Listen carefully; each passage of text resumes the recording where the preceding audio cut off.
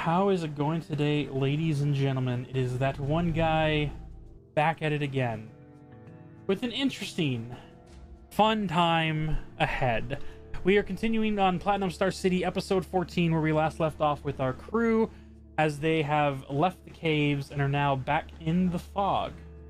I'm doing absolutely great. I hope everyone in chat is having a good one and good times. Looks like Patron Nate is here, supporter Rageface is here, Astro Ant also in the chat.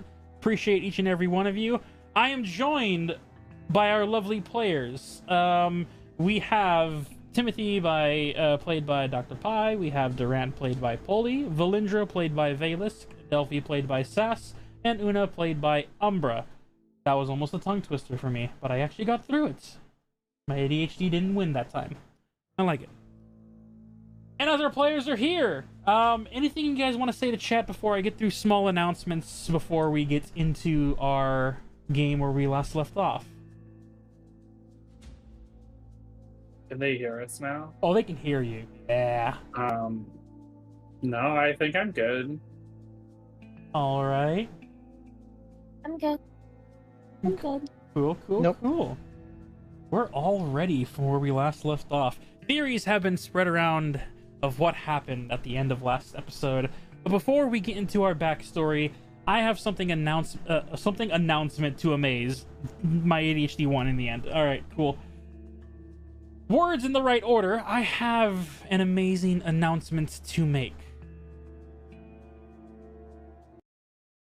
Ladies and gentlemen, I would like to introduce you a project of work that I have been working on.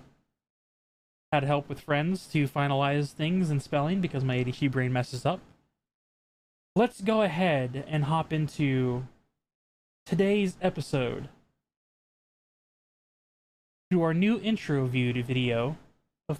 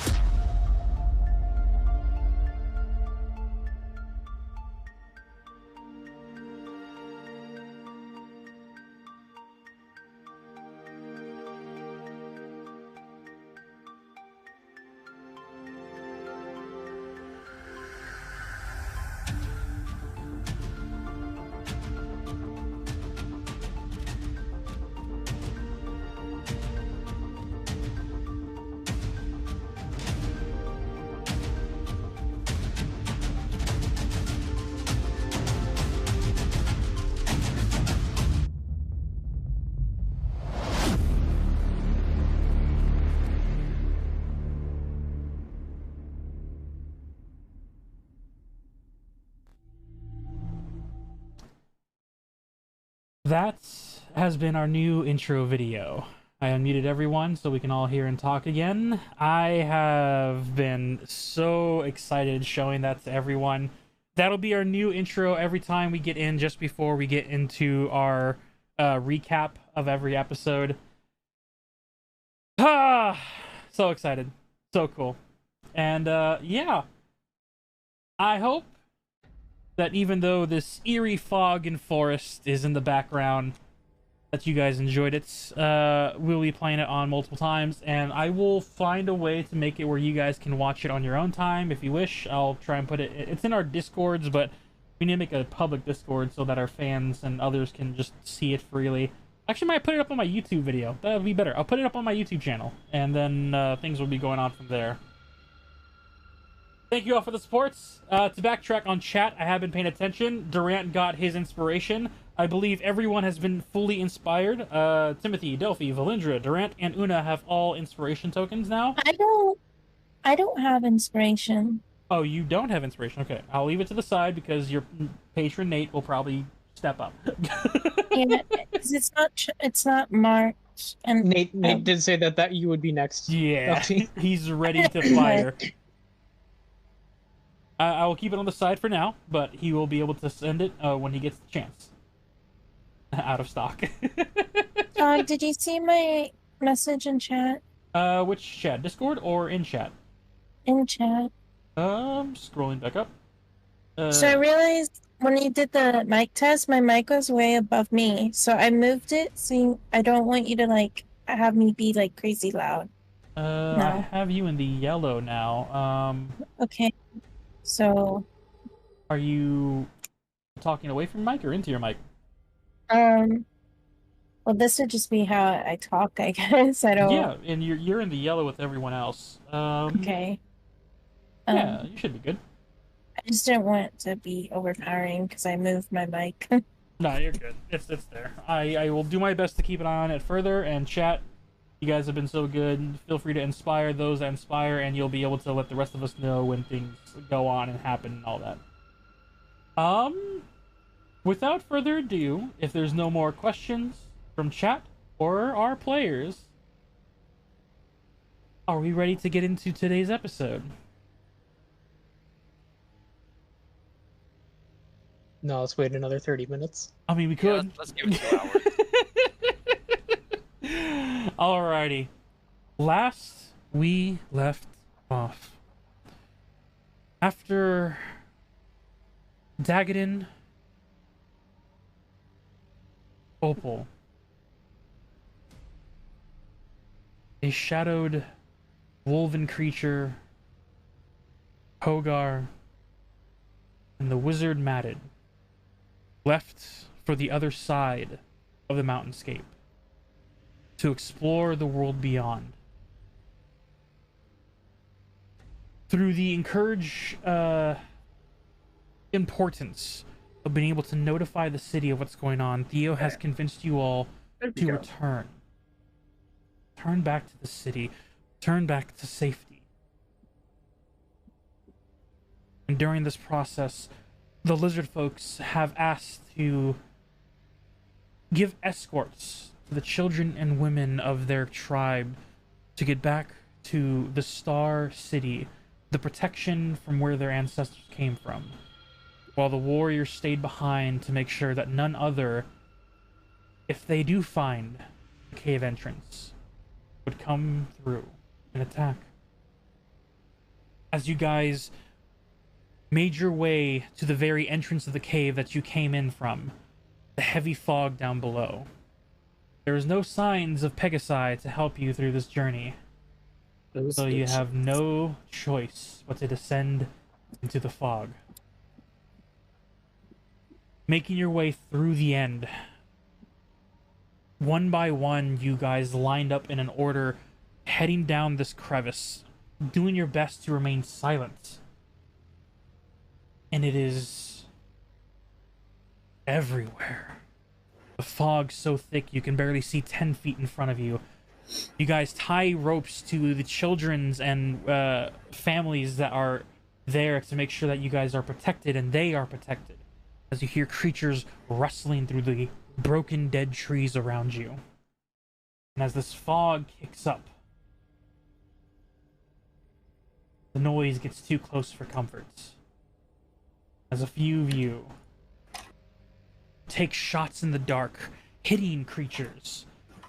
And as these creatures get into somewhat view, fast darting around, these wood mutated treants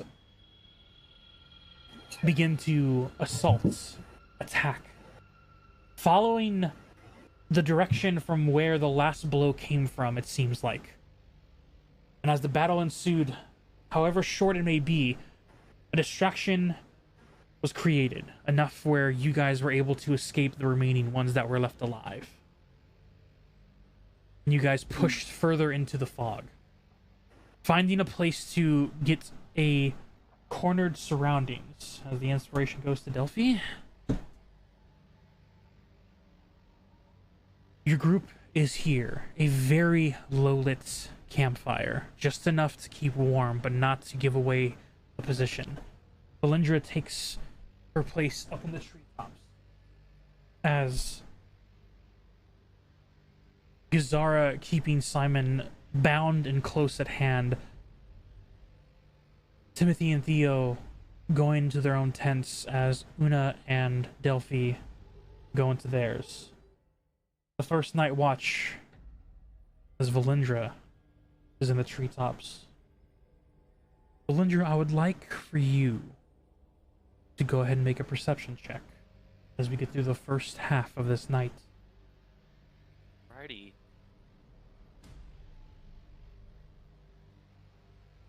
That is a 19. The heat from this campfire seems to be getting rid of the moss in the area. As low heated as it is, it's still more heat than this forest has seen in years. The vision around the camp becomes clear enough that in your vantage point of the tree, you have views of all tents, the surrounding landscape, in a nice cove protected by rocks, dead trees, both collapsed and still seemingly growing. Despite being in a dead tree yourself, you notice how the branches are still live enough to support a person. You hear the distance running, the distant colliding between other branches of monsters in the dark. But they are far away. For now. Your half of the watch goes smoothly. Who was taking the next watch? I think I am. Okay. I think we did agree that you would, Una, because you also Yeah. require 4 hours. Yeah. All right. As you guys,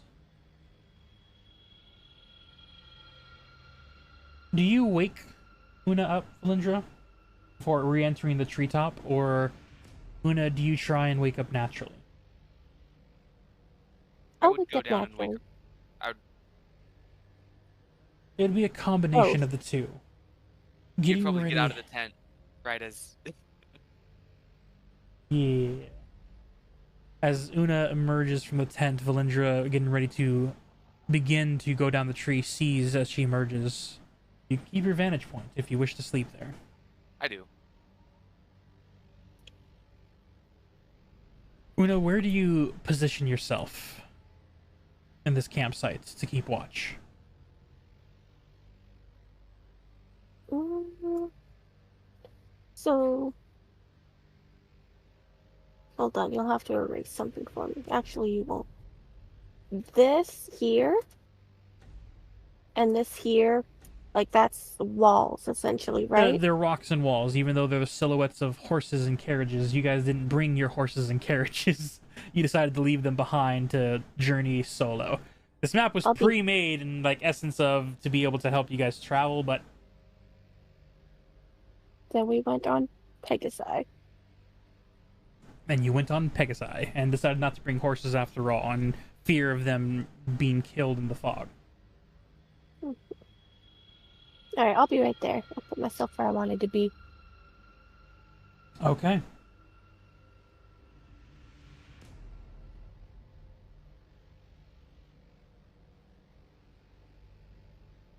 As you are near the campfire light, go ahead and make a perception check for the night. Oh boy.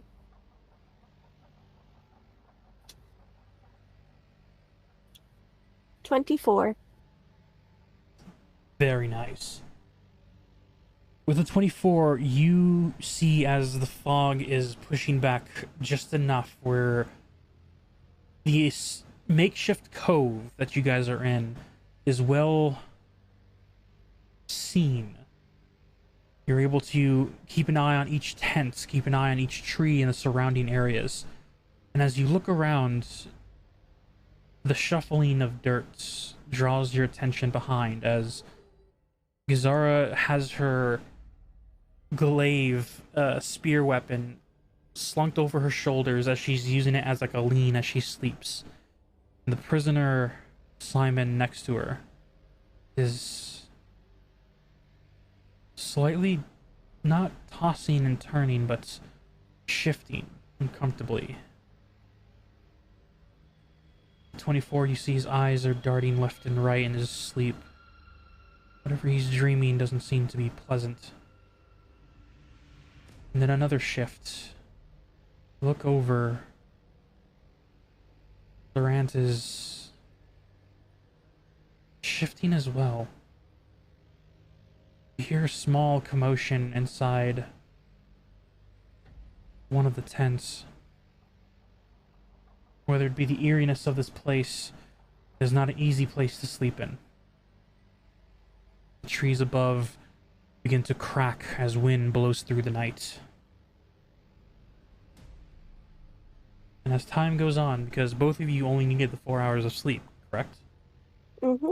You are able to stay up for the rest of this shift, as nothing seems to approach your camp. The silhouettes of sun rising, in an essence, gives very low dim lights, only giving you the idea that sunrise is happening. At this point, that Gazara naturally wakes up early and begins to have small dry rations. Takes some bread, tears it, and begins to eat. As one by one, you all wake up.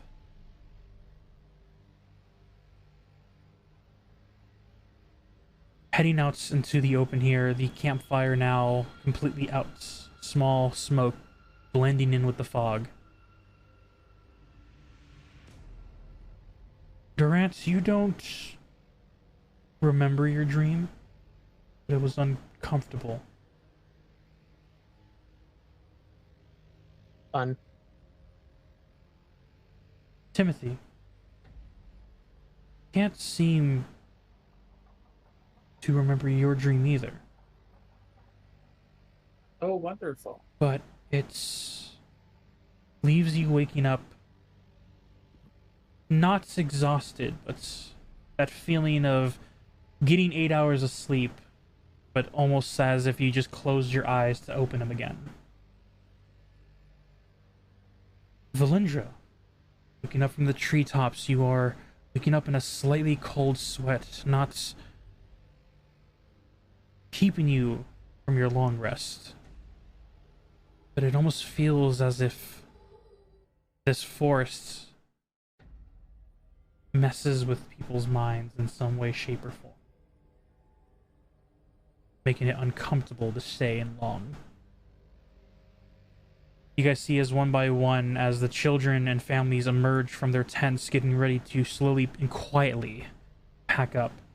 The children all seem tired. They are worried, scared. The women of the camp are doing their best to pack up, but they also seem a little drowsy. Gazara, stoic face as ever, finishes eating, kicks Simon as he snaps awake. A slight cold sweat as he eventually sits up. Theo and Timothy waking from the tent. Theo looks over to you. Better get the right voice sound, because the last thing I need is for this thing to go off the wrong direction. Testing. You got it. You see as he rolls over and like uses his fingers to pinch between his nose and eye.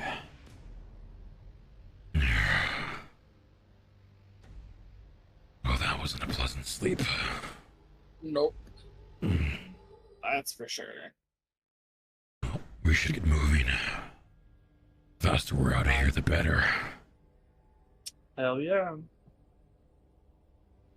You see as he packs up the bag, and the red shield he picks up from the side of the tent, slings it over his shoulders, and as he does the motion,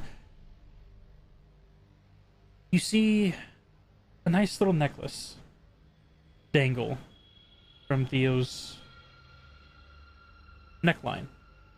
Small, thin, silvery chain. Seems to have a blue gem at the center. As he throws on his cloak and clothing over it.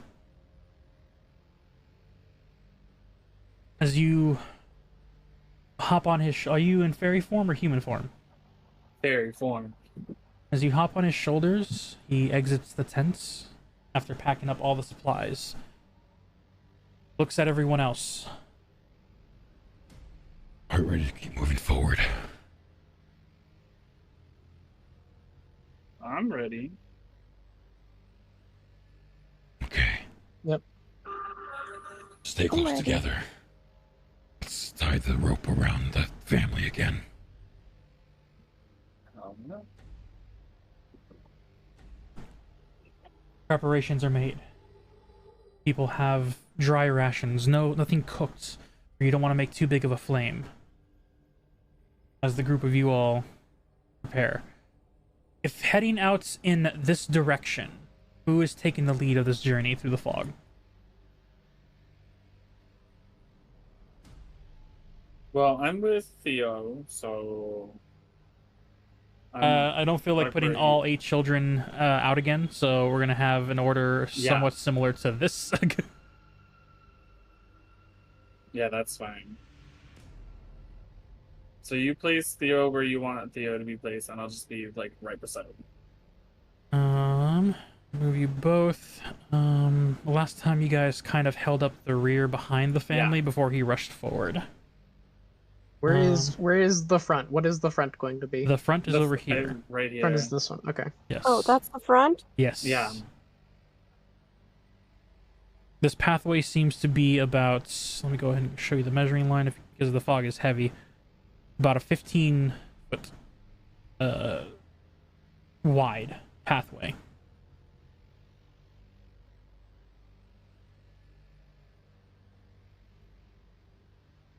Turn them. Will plant themselves here. Keeping Simon... Because of the last attack, Gazara seems to have Simon in a forward position to...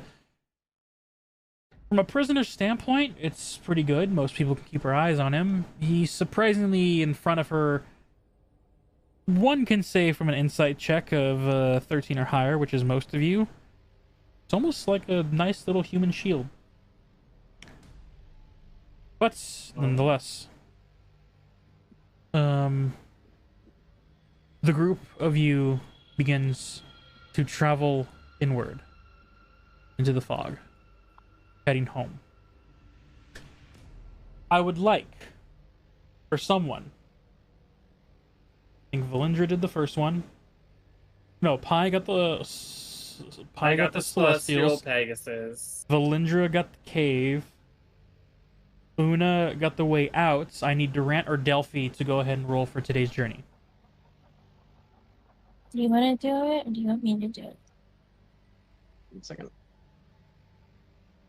Here it is. I thought I got the cave.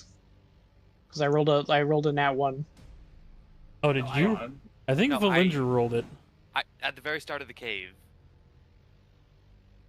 Oh, at the very start of the cave. Oh, I meant like when we were going to fight the basilisk. No, yeah, not that. No. This is the day's journey, not like the leading the path ahead. So this is to see if anything more chaotic happens than Treants trying to jump you. Roll. 15. Okay.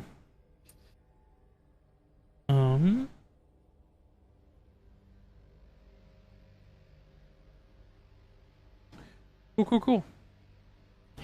I'll just say cool like that. Cool.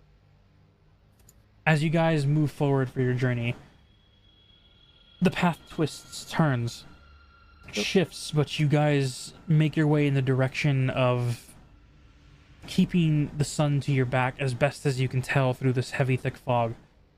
You know from where you came from, the direction of Platinum Star City is somewhat east-southeastern. So you move in a direction best fitted, but still not too covered in bush thickets, vines, and whatever could be hiding in the dark. It takes a few hours walking, a few breaks for the kids, but you eventually see the edge line of where the fog meets the forest, of where you guys first came from.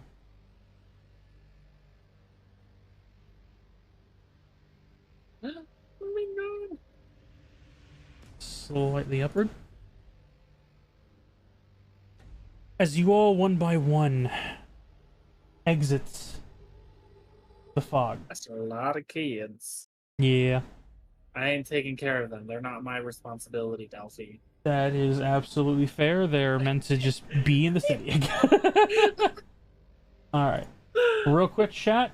It's gonna be a second, but I am going to be sending a message to each of my players individually. Each message will have a phrase, saying, a sheet. Who knows? A sheet? Who knows? Like a blanket sheet? And my thing is, to the players, you are free to ask questions that don't directly involve or describe what I send you.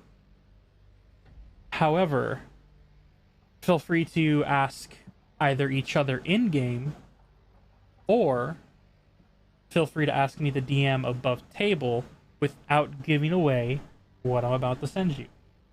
And via the list of what you guys last messaged me, it's gonna be a little bit, but just try and stay calm.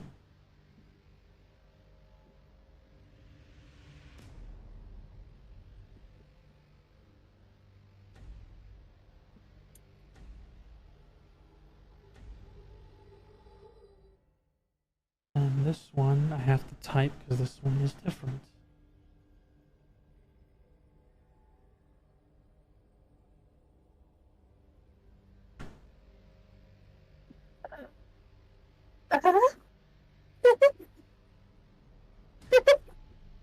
Okay.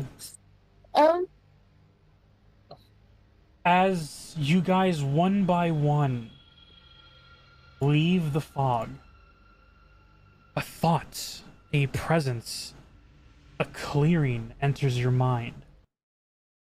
And immediately,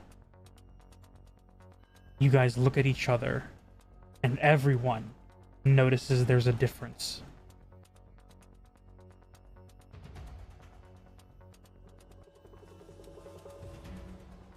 Gosh, this is fucked up.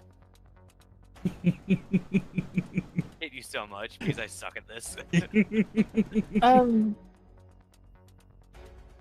Delphi tenses up, and she's sitting on Durant's shoulder. So, like, she, like, really tenses up, and is kind of, like, her wings go, like, a striking, like, anxious, very bright yellowy orange color. Like, you can tell the color is not a happy color. You see as the children are looking at each other, confused. Villager pulls out her 2 crossbows and puts her back to a tree. Alright, this is the open space you were before. These trees are tall. Which tree do you choose immediately? If this is how we came out of the forest... This was the path you were going to head in the forest before the Pegasi picked you up. Yeah. I'll just put my back to this one right here. As you instantly move to the back, you see Theo turn, claws extend, and takes a step back himself in another direction. I'm still on Gazara Theo's shoulder, so he's taking me with him. drags Simon to not into the bushes, but in a defensive position, using him in front, putting the glaive over his shoulder, and just hunkering down.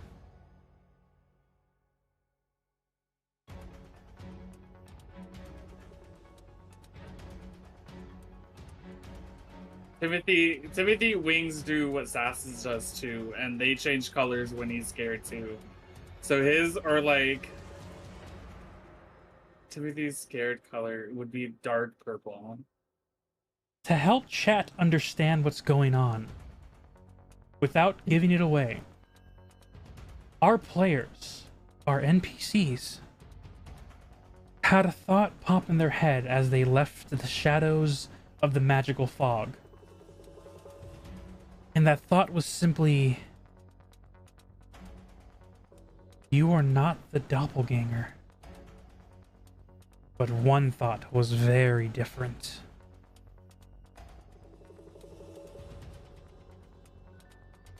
As our party members look at each other, Theo is going to go ahead and first roll charisma check real quick.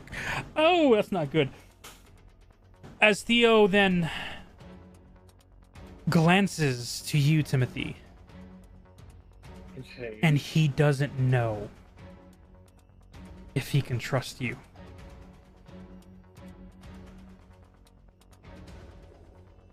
Oh, That's gonna be bad for their relationship. Fuck you, bitch. Am I wrong? Fuck you. You see as Theo gently lifts his hands to, not aggressively, but just enough to guide you off of his shoulders. I don't know what's going on. I don't know either.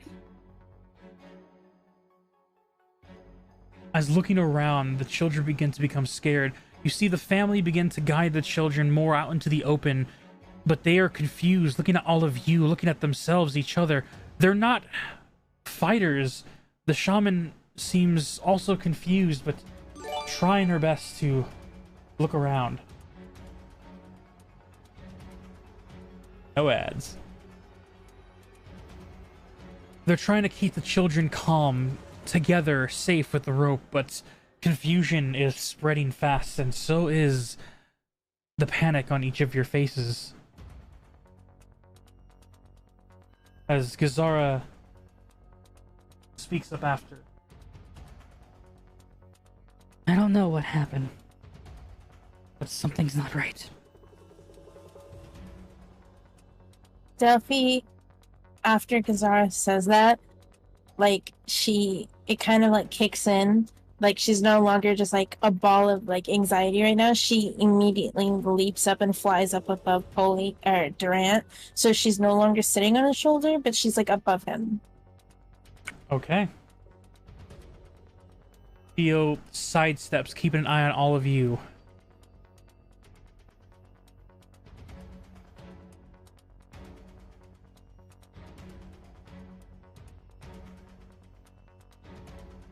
I don't know if this is real. I don't know if it's the fog.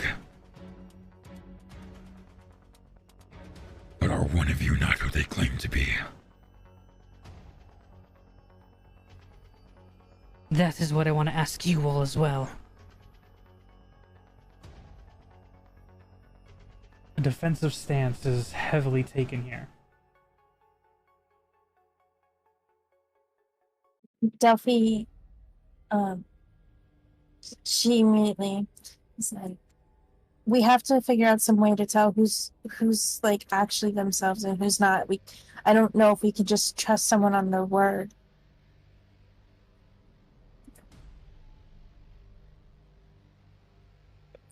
Can I roll like a history check? What do I know about doppelgangers? This probably, yeah, this would be either history and or nature, depending on how. This would be more of a study aspect. Platinum Star City has heard of doppelgangers, and therefore the knowledge is there. Go ahead and make a history check to see how much you would have gleaned about them, especially being from a Fey environment. I didn't blame shit. I got an 8. Do you wish to use an inspiration? Because your patron I loves to sure hand them out. do. I Alright. sure do want to use my inspiration. There you go. I got a 14. With a 14, the basis you know is this. Doppelgangers are creatures that can take the form of someone they have physically seen. You learn that this type of trickery in itself isn't harmful unless the doppelganger themselves tries to get rid of the person they're imitating. Whether it be hiding the body as a prank, to as dangerous as getting rid of the body and taking over their life.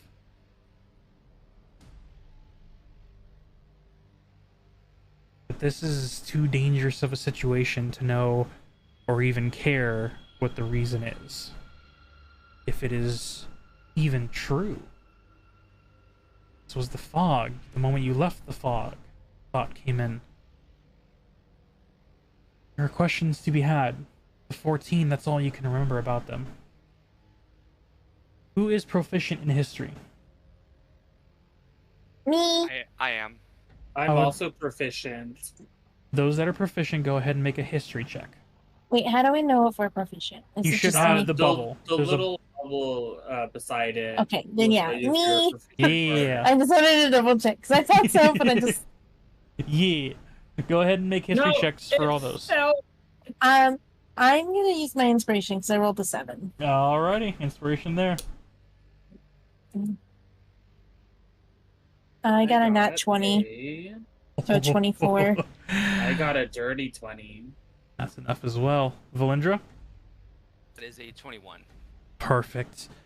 The three of you, more knowledge of the dangers of the outside, whether it be to hunt or just of your own Feywild descendants, doppelgangers, having Fey magic to be able to perfectly transform themselves into others, you all know the dangers that they bring. And one dangerous key component that they have. They can recollect memories from up to a week of the person's body they took over. Up to a week.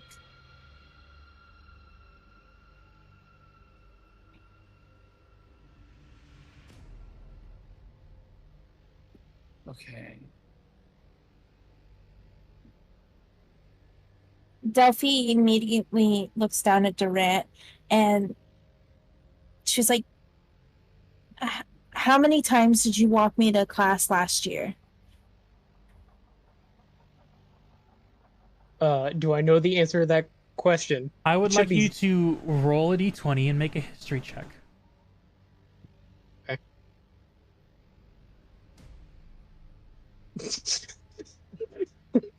I'm using my inspiration. Oh, All thank right. God you did.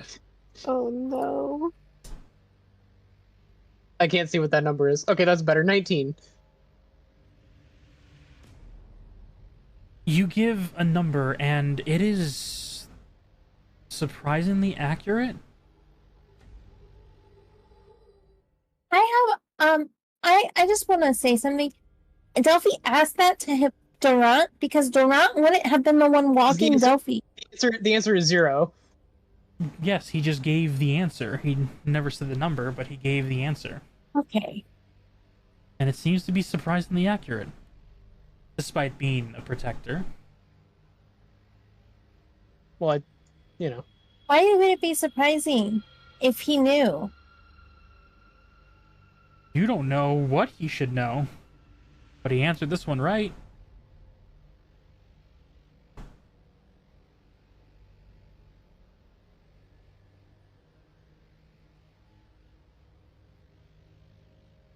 As you guys are at this standoff, staring at each other, I hate you so much, Josh, because I don't know what questions to ask and what to do. I'm confused because you said that over a week, so that's more than a week of information. absolutely. But you made Polly roll for it. Yes. Well, that's because I asked. Um, I thought I knew the answer, but I wasn't going to just say the answer. And on top of that, this is information where if we never role played it and it was just a thing we expected, this would basically make it where the answer is more realistic. It Okay. could be a lucky guess, or it could be what they actually know. So in short, long term, for those viewers who don't play a lot of D&D games, the best way to describe this, welcome to the murder party. Let's see who the imposter is. Also, after I answered Delphi's question, I asked, "Why are you asking?"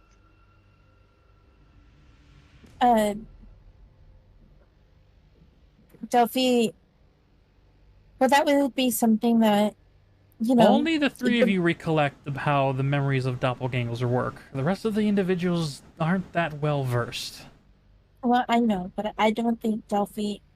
I don't think it's a good idea just to say, "Oh well, you know what? They can remember past a year," because then obviously asking the questions is, or like past a week, like the questions. It just so Delphi. Her response to you is, well, that would be something that, the real you would know. And that's all she says about it. Oh, okay.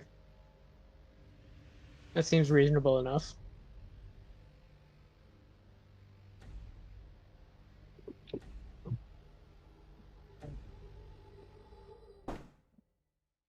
I don't know what to ask. Um, 5 minutes pass. I'm gonna turn to Delphi and ask, when you first came to Platinum Star City, what attacked you?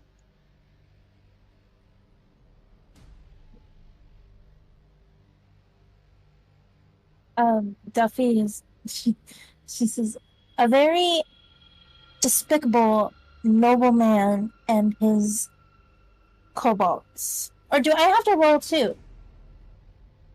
Do If I have to you roll? believe you know the answer, you can answer. But if you don't know the answer, you would have to make a roll. Okay. Yes, I was being cautious and confirming that that was the correct answer. Yep. Oh, okay. I'm sorry. This is Yeah. this is a lot for me. I know. I gave my players an option to hear about this earlier to see if they can approach it more calmly, but it also take away the shock factor that is, well, now. But yeah, no, Duffy says a very despicable old noble and two annoying kobolds. And with that, Timothy says, yeah, that's exactly right. Duffy kind of looks over at Timothy and like narrows her eyes a little bit, and she's like, "What's my older sister's name?"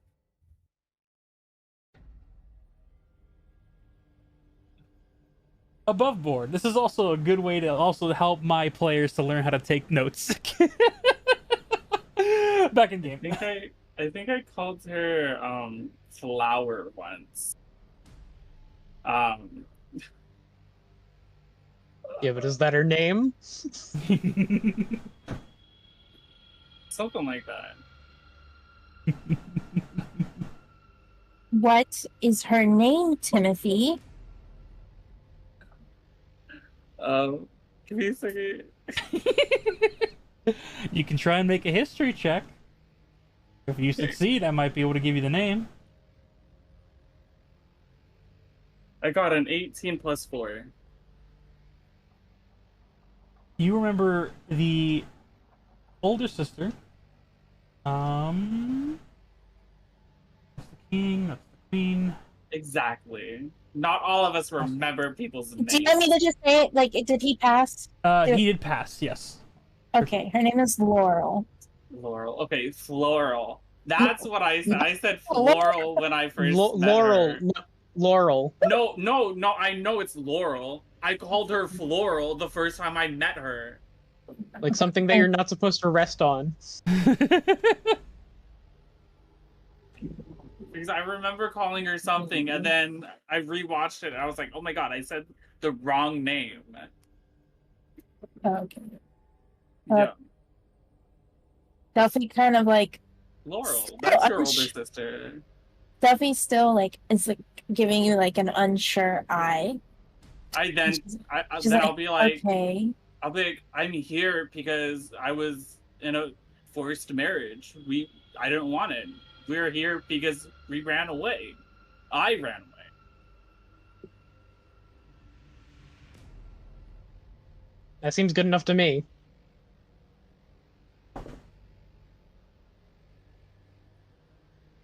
Duffy kind of relaxes a little, looking at Timothy, and she's like, okay, okay. Another 10 minutes have passed.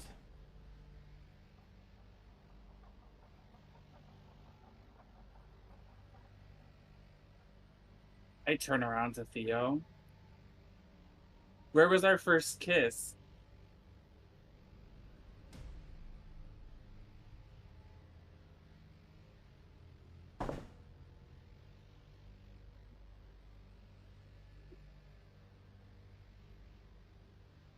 Was that the woods?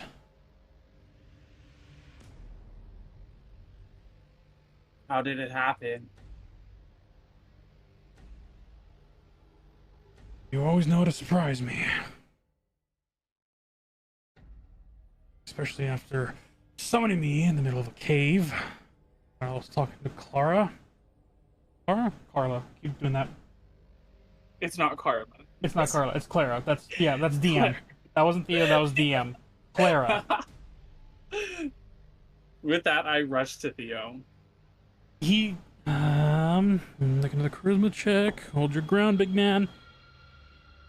He like takes a half step back, but still holds it and then lets the trust sink in, and he will let you approach him. I wrap my arms around him. The slight hesitance before putting his hand around you. Una. Una has been... What did I take you to my grandmother for? So Una has been standing like stock still where she is, just like gripping her what is it called? Her quarterstaff. Yep. And like looking at everyone. And she like looks at Valendra and goes, hold on while I remember the name of it. Ascending Stone. 2 of them, actually.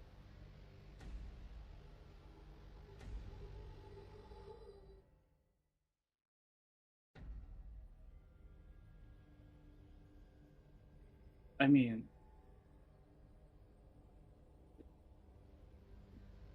we have 2 problems here. uh-oh, somebody got disconnected. That might have been me. No, It's Ron. that was Durant. Oh. Fully got disconnected. I think his Wi-Fi crashed. Okay. Oh no. We'll catch him up if anything progresses, but right now this is a game of trying to figure out who's who. I will answer for Durant to the best of my abilities. Right. Considering how I know who the Doppelganger is. As Theo speaks up. As much as this is working to an extent, we have one problem. We don't have all the time in the world to do this. And we have 2 people here. That still haven't answered. And hasn't been with us that long. As he looks over to both Simon and Gazara.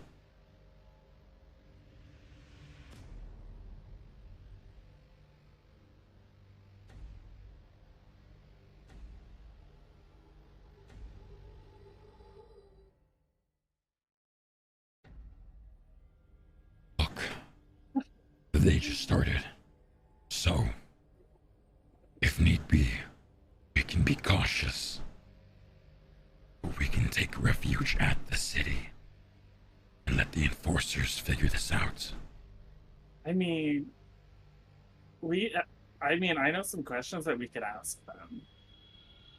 then ask away. We can't stay here Gazara. forever. Gazara, Timothy says out loud. Yes, Prince Timothy. Who are you dating? A man no longer with us. A man who decided to leave me behind to go on his venture beyond the mountainscape. And what's his name? Dagadin, Okay. or as you like to call him, Moose. Okay. Now Hey, your Simon. turn. As she as you both say it, as she pulls her glaive back to have the blade part now at Simon's throat. Yeah. Why are we out here? We're returning back to the city. Why and what for? The dangers of the hags, pixies coming after us. Why did we come out here in the first place? We came out here to see what is beyond the fog by Dagadin's request. I led you out here as a trap for the hag, so that my... What did you ask the king for? Wait, no, Timothy doesn't know that. Fuck. I don't have any more questions. Someone else ask. Gazara, what's my partner's name?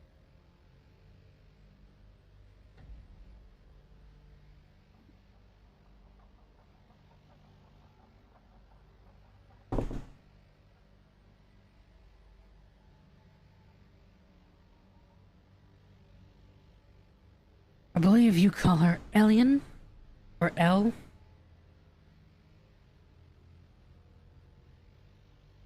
Okay. Simon, who do you pray to?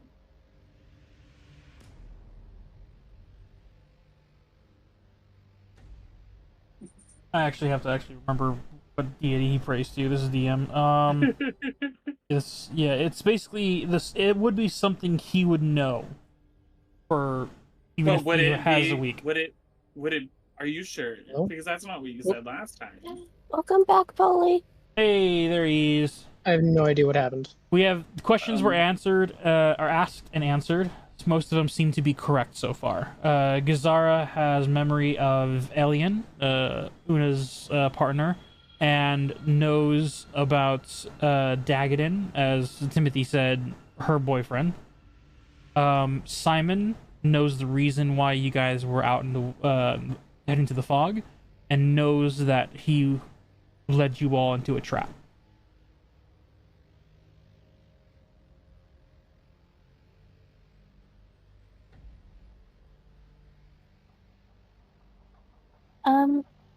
Could it be one of them? And Duffy points over to the children and the family members and the shaman. That could be true, but that'll make it a lot harder. We've only known them for about, 3 days? Yeah. But they know each other. That is true. We could go with Theo's plan. Head back to the city, have the enforcers settle this. They have magic casters, truth seers. That is an option. If we we're do okay that, with traveling with one. if we do that, and the person is one of us, doesn't that mean one of us will be like the real one will be out in the middle of the forest alone? You can see Theo Wait, doesn't one of looks us around. have detect good and evil? Oh, yeah. No, you're right. Only problem is that if it's one of the Fae people, I'm fucking useless. Because But is that good and evil? We could risk Moonbeam. I I could. I What? could cast Moonbeam and Oh. everyone can walk through it. The civilians absolutely cannot walk through it. No. But if all of us make it through it, then we go from there trying to figure out if it is one of them.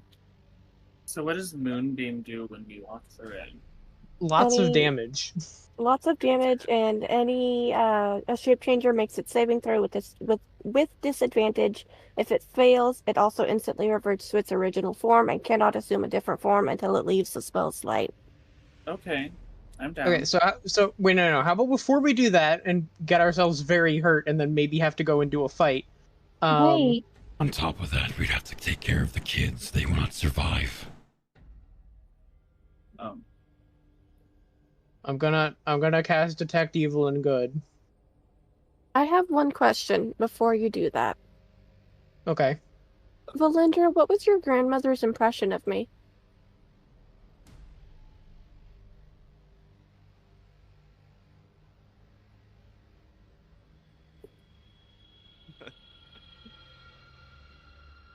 I'm going to roll for it because I know I think I remember it, but I cannot Make a history remember check. how to say it.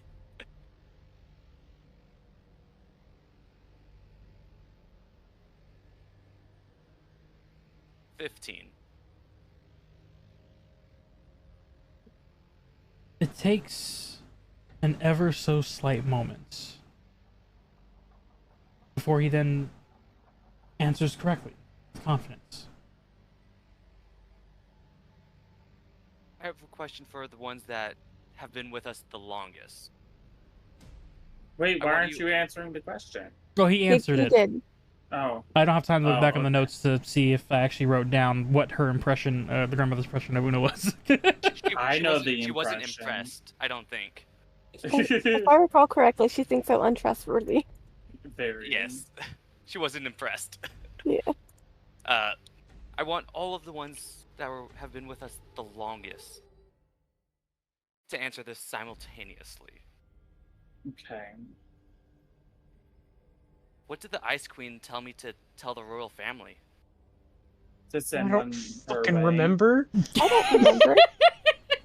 Yeah, I'd have to roll for that. She Hey, wanted history us checks to for tell those that the want. king. She wanted us to tell the king to send one her way. I'm rolling history.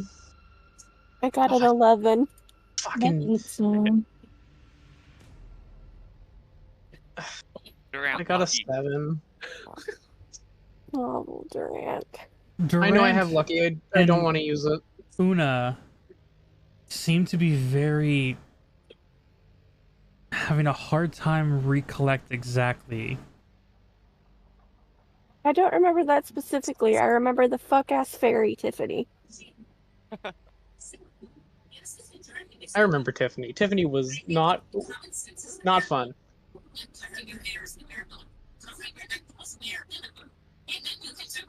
I got an 18, so I don't know what I remember. Great! Thank you! Another inspiration. For Una. I believe I made it where this is.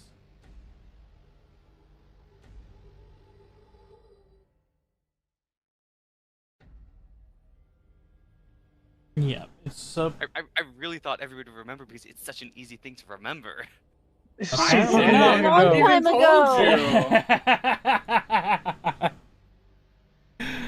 I I didn't even this say is- it because I was fucking drunk that night. This is why you guys rewatch the fucking streams.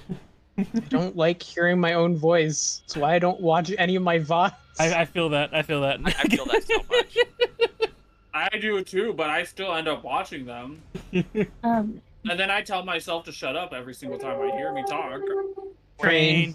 Sorry.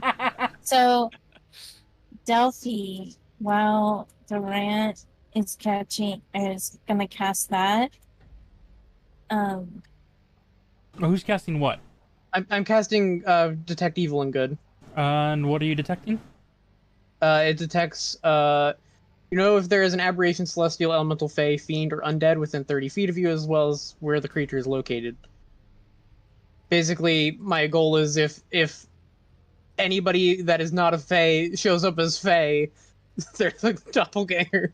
Okay, so yeah, that's actually a good point, because it'd be the opposite. Even if you don't directly sense, with those that got 20 and everything on your history check for the doppelganger, you know the doppelganger is monstrous. However, doesn't mean the spell doesn't always work. Okay. You detect Fae. What? It is celestial elemental, or no, I'm sorry, aberration celestial elemental Fae fiend undead.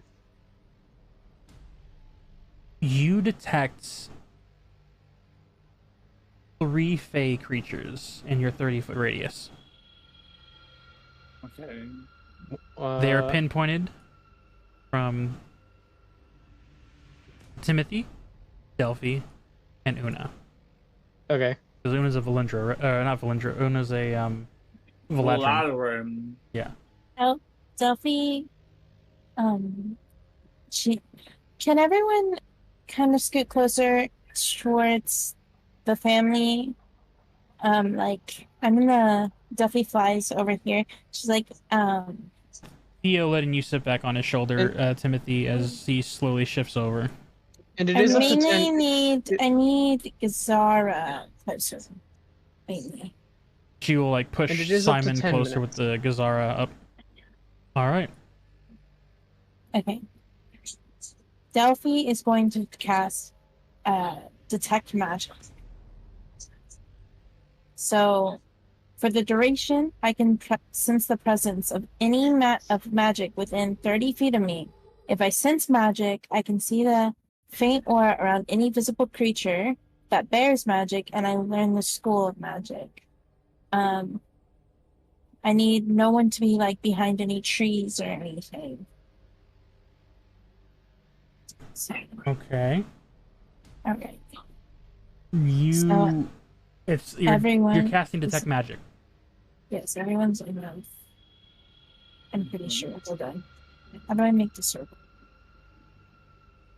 Yeah, Right there. everyone's in it. Everyone's in I like it. You guys are challenging my brain. These are things I didn't even think of. Let me check things real quick.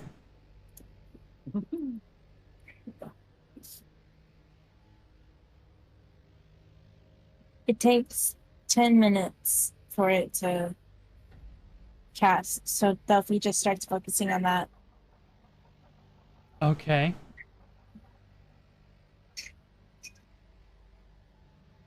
Do you get a exact pinpoint location?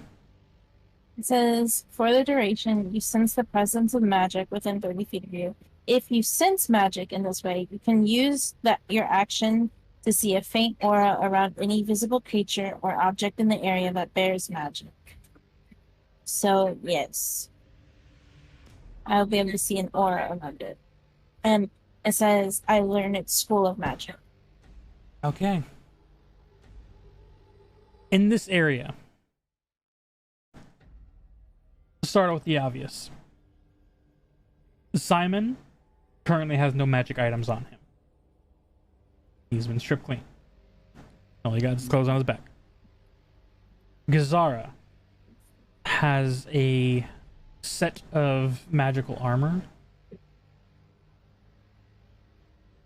Valindra has a decent amount of magical items.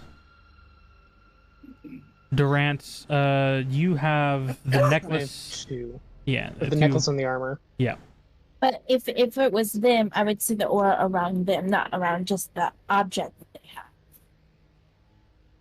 Oh, it's just them in general, not the objects. It says you can see a faint aura around any visible creature or object that Okay. bears magic. So yeah, then in that case, that makes this actually a lot easier. Durant, Una, you have magical items on you, right? Yeah. Yep. I Una, might, if you count the you do. front Yep, row. the earrings and necklaces that both you and Delphi have. You two light up. Gazara lights up. Theo, Valindra, and the shaman all light up. Hold on. It says you use your action to see faint aura around any visible creature or object that bears magic. So the way you were doing it before was right. I was saying if the person is the doppelganger, they themselves would glow. Yeah, but a lot of us can still cast magic, so wouldn't we glow as well?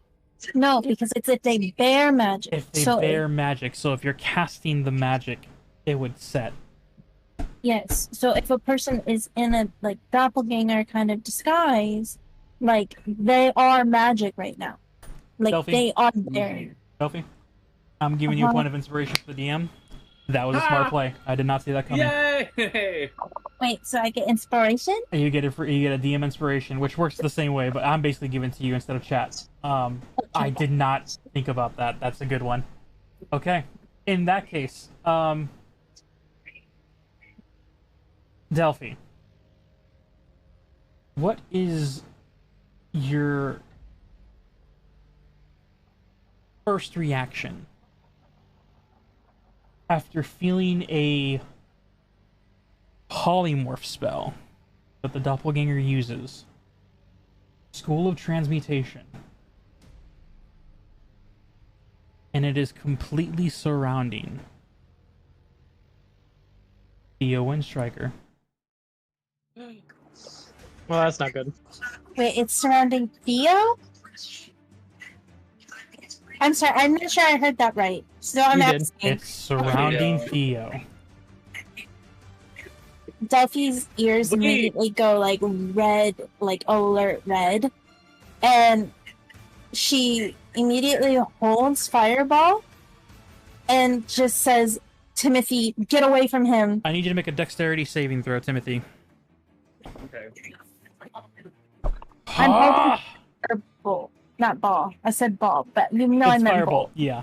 I have a 19 plus dexterity. I have a dirty 20. Immediately as Delphi calls out, you see Theo turn to you. His eyes, unlike blinking normally, these blink sideways and downward. Okay, As but he that tries- also doesn't. That is very confusing for me though, because the question that I asked happened a year ago. Yes. So how does he know? He said he Because you said kissed he- you in the woods, and it was just a surprise. It's actually very vague. But as he goes to grab you, almost as to be used either as a defense or a threat, he's unable to latch on as you fly off his shoulders in time. I need everyone to go ahead and roll initiative. Oh, did not think about that, because yeah. I got a fucking natural 20. Can I use my inspiration on initiative? You absolutely can, yes. Delphi will use inspiration again. I'll go through the list 1 second. I gotta get everything in order. I'm gonna use oof. I'm gonna use my luck roll or one of my luck rolls. Alright. It's me. I rolled a 5, so I used my inspiration and rolled a 3. Oh no! Alrighty. Where's Oh, Vale? this is gonna be Vale, are interesting. you rolling? Yeah, I rolled a 22. Alright, Okay, I didn't hear it. yeah, it's fine. Starting from the top. I rolled worse. Okay, cool. I'm 4. 1 second. We're gonna do this in Wait. order. I just gotta get the other. Using inspiration, do I keep the 5 or do I You can go keep to the higher. 3? Yeah, you can keep the higher. Oh, okay. I have 7 then. Yeah. But you said you used lucky. Oh no, you're right. So Fuck. you Luck- used luck- luck. Yeah, she used inspiration. There's a difference. God damn it. Lucky you have to take the one And Nate reloaded Delphi again, just like that. So Delphi has inspiration Since again. it's after my roll, can I not use it? Oh no, yeah, no, Sorry. because the inspiration you used is the one that I gave you, and then Nate I know. reloaded you immediately. I know, but I was. So can I use it? Because you rolled lower. Mm. Or wait, do you want to use this a third inspiration for this? No, I'll just.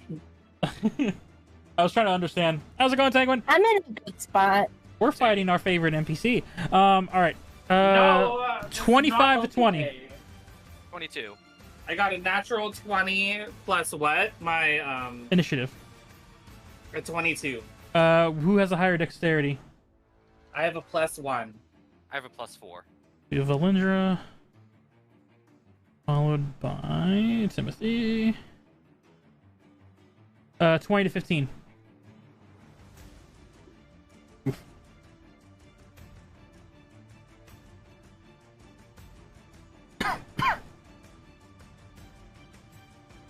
$15 to 10. Oof. what were you guys' rolls? 7. 7, 6, It was and a really 5. bad. I got a 6. All right, one We're second. we're the only good ones right now. This 10, comes yeah, down to real us. quick, 10 to 5. Literally. 6. I got me 7. I thought you got 4. No, that was. Oh no, you're right. It was just 4. Fuck me. Wait, with the plus or without the plus?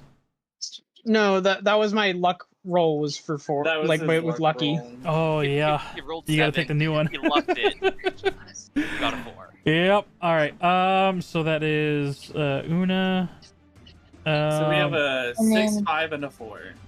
All right, Delphi Yes, 6, 5 for me. and Durant at the bottom. Wow. That necklace is putting in work.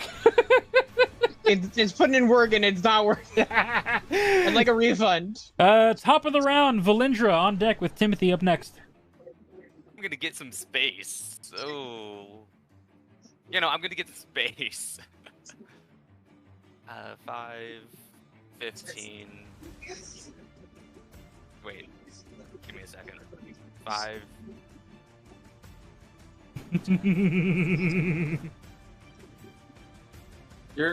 I'm never going to let you live this down, Josh. Yeah. I will. He stole you. our dog, and now he's stealing our dragon. It's a completely different campaign. Chat's not gonna know what you're talking about. Am I behind brush? While you're there, you can definitely hide behind brushes there. I'm going to stealth. Go ahead and roll for stealth.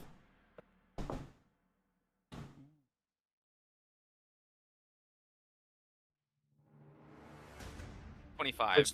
Ooh. All right. You feel as you have blended in with your environment around you. That's my bonus action. And then my action. I will take one more step this way, and then I'll shoot at Theo. All right, go ahead and make an attack. That's Yes. a natural 20. Oh my god. Very, very nice. Hmm. I guess I should have asked before I rolled. Did I have advantage because I was stealthed? You do have advantage. Did Theo know? Okay, Theo didn't You know. I did was- not know, yeah. Okay, You see perfect. as he's trying to grasp a hold of the fairy in front of him as either a meat shield or to do damage, you don't know, but he is occupied at the moment. Okay. Let me start getting some dice out. Let's see that. So that's just straight 10. Okay. That is 14. 14 points of damage. Let's see. That's movement, bonus action, attack. All right, one That is second. all. As you do 14 points of damage, as you fire your crossbow, right? Yeah. 14 points of damage? Yep. You fire the bolt from the bush, and even though he doesn't see where you are, what would hit him, using the skills that he remembers that Theo has, grabs the bolt midair Bullshit. and What the redirects it fuck? past him. He's a cheater. I swear. Josh, you're cheating. Theo is a monk, to answer the long-waited, argumented question. Oh he should've no, been I had no fucking problem with him front. doing it. This is just bullshit that he's doing. Yeah, he used his reaction to deflect missiles, got a 10 plus his 8. He completely deflected the missile. Can't he send it back to me? He can choose to send it back, but that costs a key point. Oh, right. Yeah, no, that's my turn. All right, end of your turn. Timothy, you're up with Gazara on deck. God, I hate doing this. I'm going to use one of my level 2 spell slots. It's going to be Spray of Cards. I spray a 15-foot cone of spectral cards. Each creature in that area must take a dexterity saving throw, even though I feel like it's going to be a fuck up. When a creature takes a 2d10 force damage, has the blinded condition until the end of their next turn. Okay. On a successful save, a creature takes only half its damage. Yep. That is a 19 to save. Fucking little asshole. Okay, well, he It's still your takes fault. damage. He still takes damage. He still takes damage, yes. His constitution's Careful, not that good, so the HP I is got not good either. what looks like, I don't know if I rolled the right one. The ones that goes to 0, is that the 10 one? It should be. It's like 0 to 9. yeah. Or Okay. yeah, Well, I got a 0 to 9. It's I got a 0 and a 5.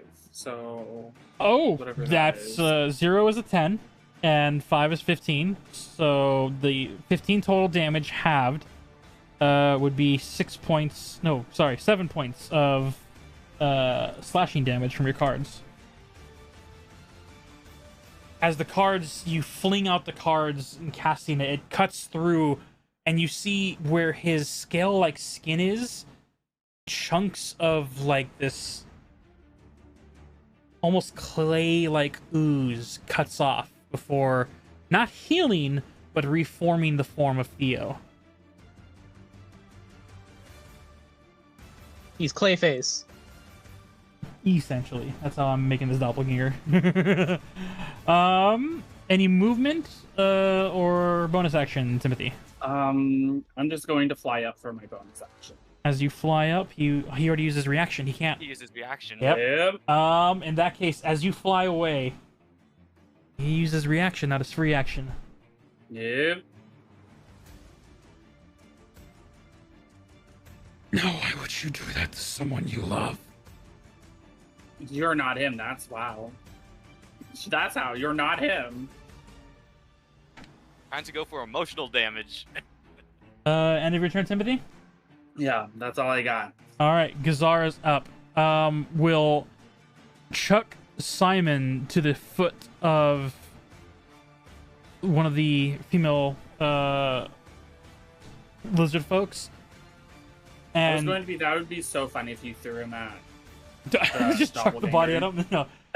Simply says to her, Keep him under guard. Use the knife if you need to. and will then charge with her glaive. Make a glaive attack. Natural 17 plus 7 will definitely hit. Hope this guy's bulletproof or this is about to hurt. That'll be 7 points of slashing damage.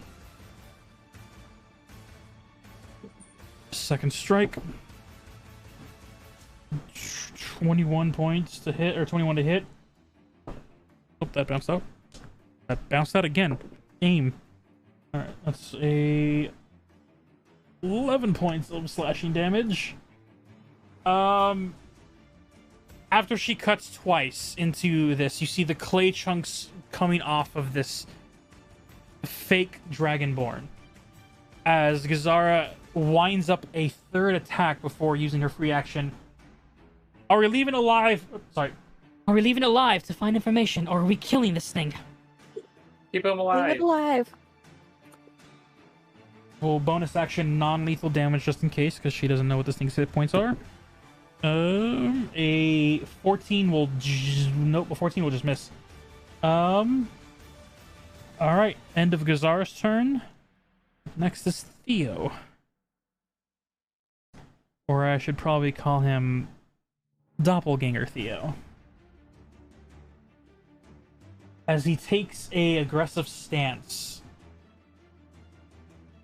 In a quick pulling of his vest, you see a flask emerge as he quickly spins it off and takes a drink. The memories he has and how to use his technique. First attack towards Gazara. Oh, that's a natural 3. Even with the +6, that is a miss. Second attack from action. That's a natural 18 for a total of 24 to hit.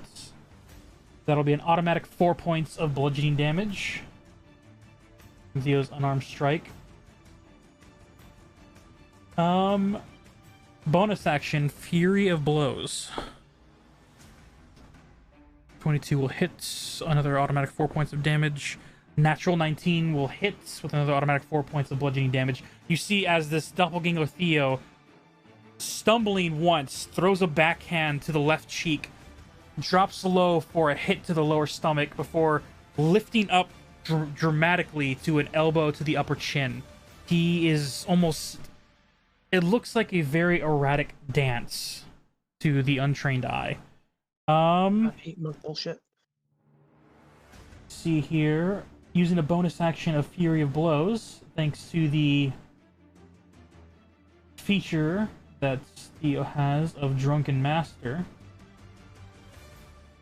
he will get a... He will be able to push her back 10 feet. Wait, no. Whenever you use Fury of Blows, you gain benefits of disengage action, and your walking speed increases by 10 feet. Oh yeah, so he gets automatic disengage.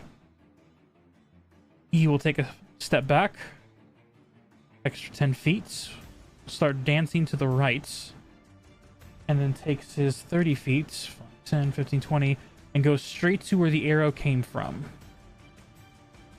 Extra 10 feet of movement, so that's 5. Let me do it really real quick, sorry. It's 5, 10, 15, 20, 25, 30, 35, 40. Okay, yeah, I thought so. He can only get to... Well, no, if he has a disengage action, he can just go straight there. Yeah, he has a free disengage action, so yeah, he'll just go straight there with his movement. Why not? What seems to be a stumbling run as he gets to the other side of Valindra, ready to strike, but that is the end of his turn. Up next, we have the civilians. This lovely lady will spend her turn pulling a dagger out, putting it to Simon's throat, and dragging him and all the children move away from this combat. And now remove them from combat. Una, you're up with Delphi on deck. Can I? Am I allowed to use Moonbeam non-lethally? Yes and no. So here's how it's going to work. Using Moonbeam non-lethally would probably fall into the idea that when you cast Moonbeam, the moment you see him get ready to go down, when he hits 0, you have to instantly stop Moonbeam. Okay. Okay. I cast Moonbeam on him. Alrighty. I can assume you'd make it where Valindra doesn't get hit. Yeah. Yep. In that case, it's a Constitution 5 save? foot radius. Yeah, it's 5 foot radius. Constitution. He has to beat 13. Because he uses polymorph, And he has rolls- to use... He rolls at disadvantage. Because he is a shapeshifter, yep. Yep. Because shapeshifter specifically uses polymorph. Polymorph specifically uses the constitution of the creature he transforms into, and Theo's And it's constitution 20, isn't it? isn't good. Oh, good, great. So with disadvantage, that is a 8. Wow. You drink alcohol for a long period of time, effects happen over time. Yeah. Don't drink alcohol, kids. He takes 4 points of Drink damage. responsibly, unless you're kids. And if you're kids, don't drink. When you're over and you're adults in college, go nuts, I guess. Responsibly. But yeah, no, he takes full damage, and I believe if he fails, he reverts back. Yes, he reverts back to his original form, and he takes 4 points of damage. Yeah. Yeah. Radiant damage. All right. He will revert back. I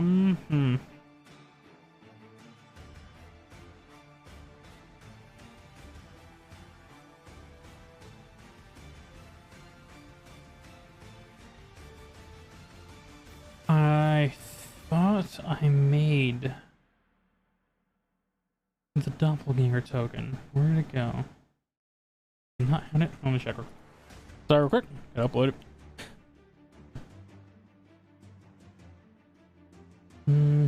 Okay,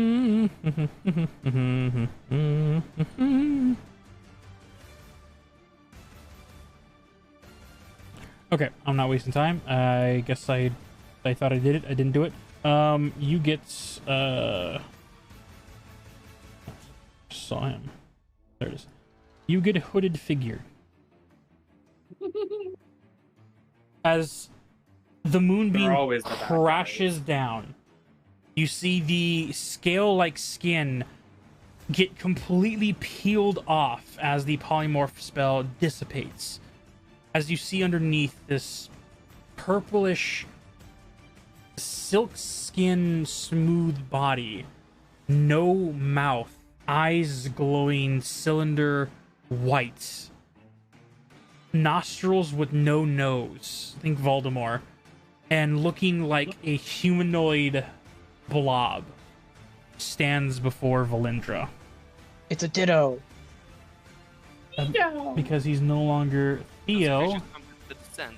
his AC gets returned back to his normal AC. All right. Any movement, Una? No, but I'll say, where is our friend? You hear pulsating through your mind.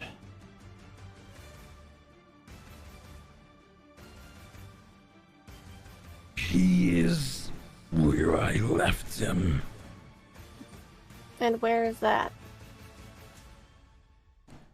No mouth on this creature, but you see the two sides of the cheekbone where it would be lift slightly. You get an essence that with your passive insights, he smiles but doesn't answer.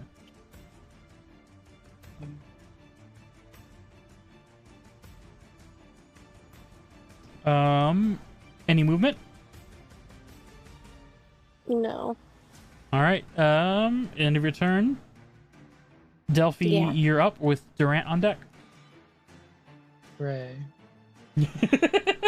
I'm sorry. Are you apologizing? I have stupid bad luck.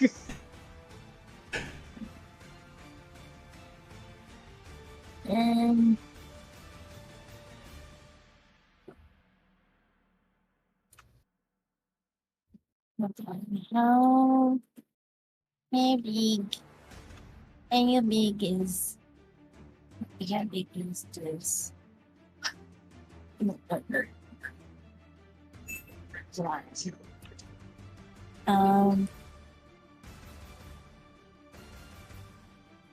Would you say that 100?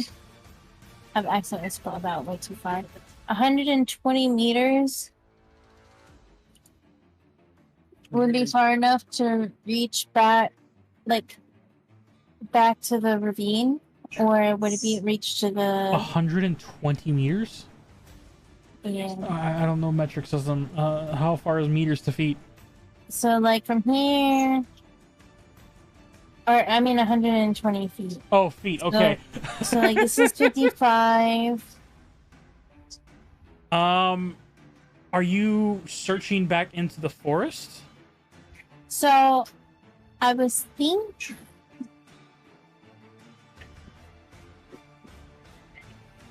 It doesn't say.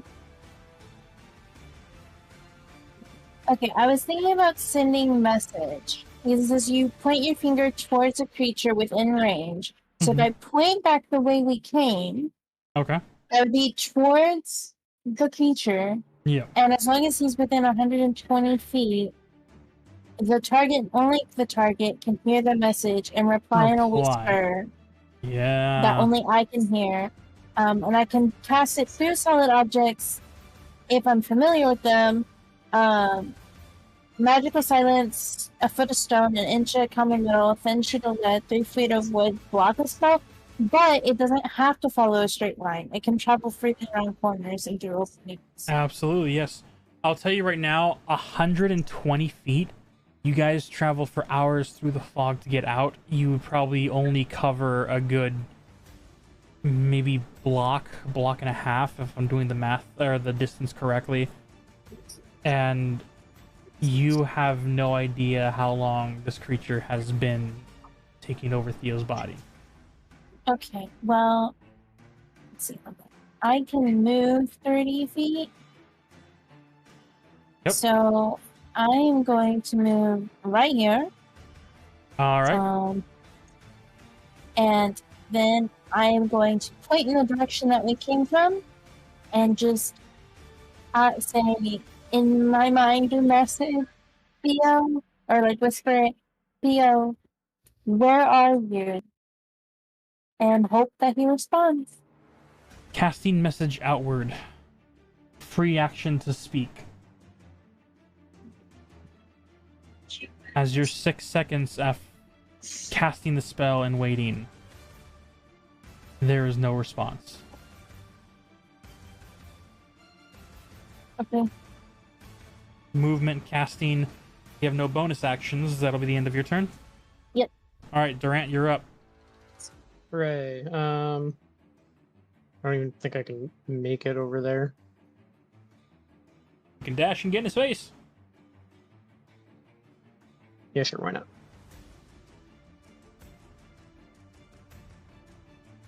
We're gonna dash and put myself here. Just the heavy footfalls of a tank of a paladin rushing forward. And I don't have any useful bonus actions, so I will just I'll just end my turn there. All right, top of the round, Valindra, you're up with Timothy on deck. If I use daggers, would my hands be going into the moonbeam? No. You're outside the moonbeam. Your blades are just entering enough just to stab him.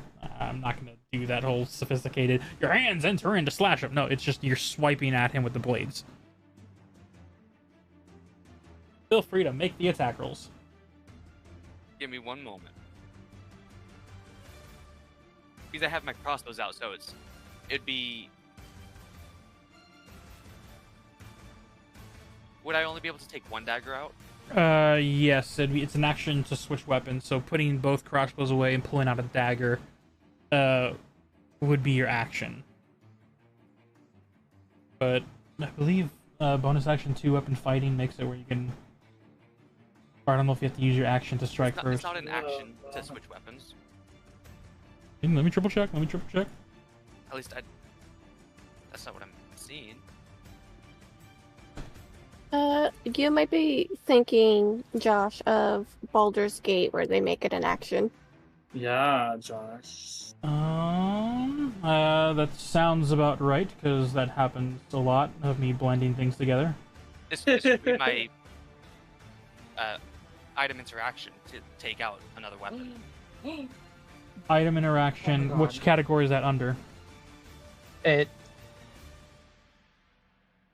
Is it under action or bonus action? no. Wait, I won't be able to do that. I used that earlier this week. Damn. It's...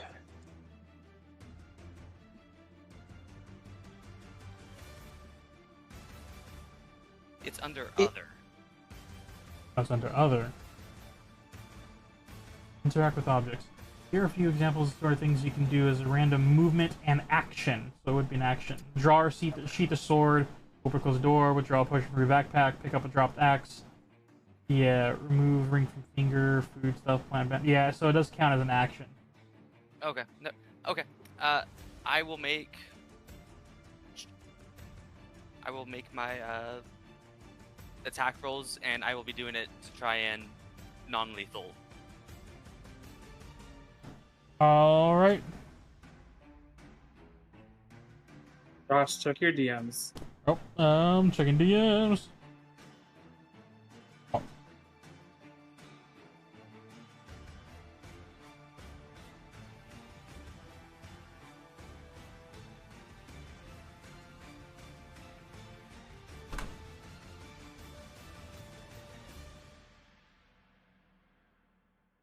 You all joke, my dice are loaded. Hit him with that nat 20. Josh, Did you give that Christmas dice? Are you sure you didn't give me the wrong Bro, one? I got them from a store. There's a set. I have my own set. My dice only give me like I just rolled the ice dice. It rolled a 7. It's literally just luck of the dice. Ask the rat. He's the epitome of it. That is a natural 20. Hit him with it. So non-lethal. Max damage and then whatever extra damage after. 10. That's 12. Bonus action. 2-weapon fighting. 18. Well, did you swap out your daggers for your crossbow? No, I'm using my crossbows. Oh, you're firing at close range. Oh yeah, because you have the feat where you don't get disadvantage. Yep. All right, continue. I have crossbow expert. Yep, Yes. those hurt close range as well. 18 to hit. That'll hit. And that is another 5 points of damage. Alrighty. Firing your bolts into the crossbow, this doppelganger, the arrows pierce through, and you see sludge begin to slowly trickle off its center core. It's bleeding, if this counts as blood. There's a tree right somewhere around me, right? There's plenty of trees. You're in bushes right now, but there's like a tree. Oh, I almost clicked on my stream screen instead of the screen. Yeah. Tree right here, massive pink tree, and then a taller, we'll call it oak tree. You got a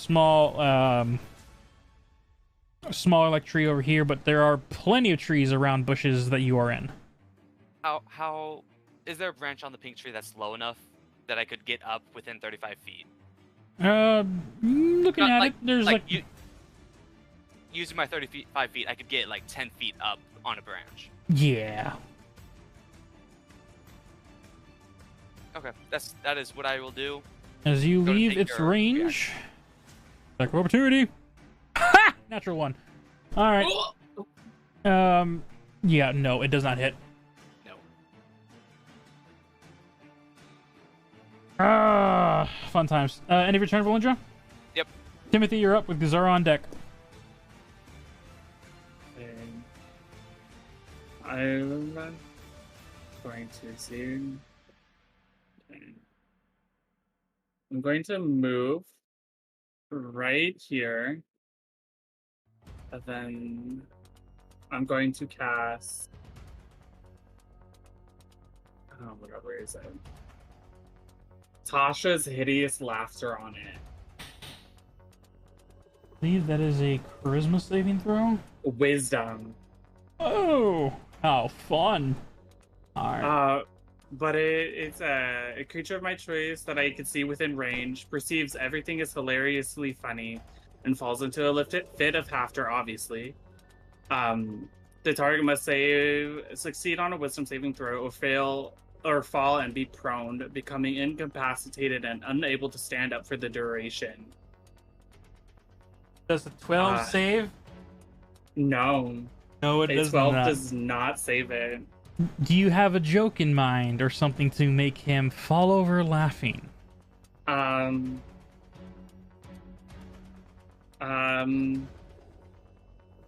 I don't. Go That's for okay. it. Make one for me. I'll make one for you. I can pull one up. Just make one for me. I'll pull up one of my jokes that I use for Dandy Handy. As Timothy looks at this doppelganger.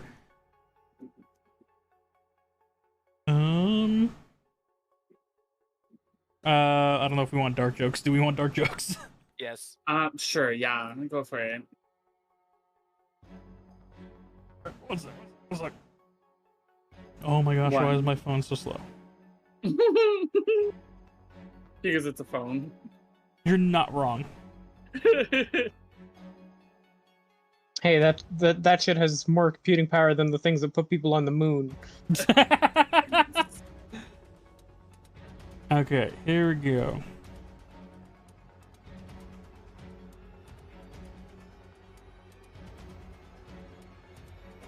As you look at this doppelganger, catches his presence.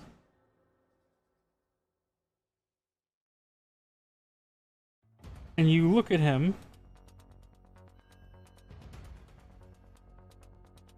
No, that only works for Dandy. I'm looking at Dandy. I play a bard, for context for viewers. I play a bard named Dandy Handy. He has jokes that relate to his handy part of him. Oh my god. We'll just make fun of his mom. If Your it mother has was a mom. angry and your father smelt of elderberries. I was literally just thinking that. Remember, being healthy is basically dying as slowly as possible. Sure. That's true and is sad. It's Dandy's, like, I call it Dandy's woke spell, what I use for Tasha's City's Laughter, so it leaves you with shower thoughts, moments of curling up into a ball and contemplating life. The one I use live on stream is an orange and orange because is the color orange, or is an orange and orange because it looks like an orange. And it just leaves them thinking about life. That's Dandy's woke spell. You're cashing Tasha's City's Laughter. So as the joke goes across, you see as this creature leans forward, and you don't hear anything, but you see as the shoulders begin to bounce and shrug as his hand falls over his mouthless face before he falls to the floor, and it seems like he is laughing. There's no sound. There is no mouth. And then I'm going to cast Bardic Inspiration on Durant. And that's it. Alright. Gazara is up. Non-lethal damage, 5, 10, 15, 20, 25, 30. Right up in this creature's face. Non-lethal damage. Let's have a fun time swinging twice. First swing. Natural 2. That ain't gonna do it. Has advantage because it's prone. A 16 will hit. Does it get a save after every time it is hit, Pi? I forgot. My spell rarely lands.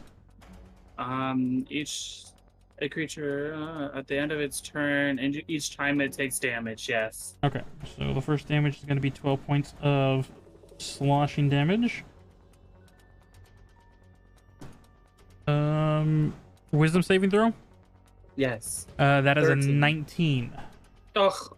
So he will no longer be laughing, but he is still technically prone. Which means, second strike for Gazara with advantage. 11 plus 7 will still hit. That is... Ooh, max damage. 14 points of damage. Oh my. You see as Gazara take... Alright, Decay. You see as Gazara is just like... Almost as if taking aggression out from some other cause, still having a calm face, just jabs and smashes the bladed part of this glaive down on this creature, chopping it up. Ichor of its ooze-like body splatters out left and right, and it is looking extremely hurt. And as Gazara's 2 attacks, that'll be the end of her turn.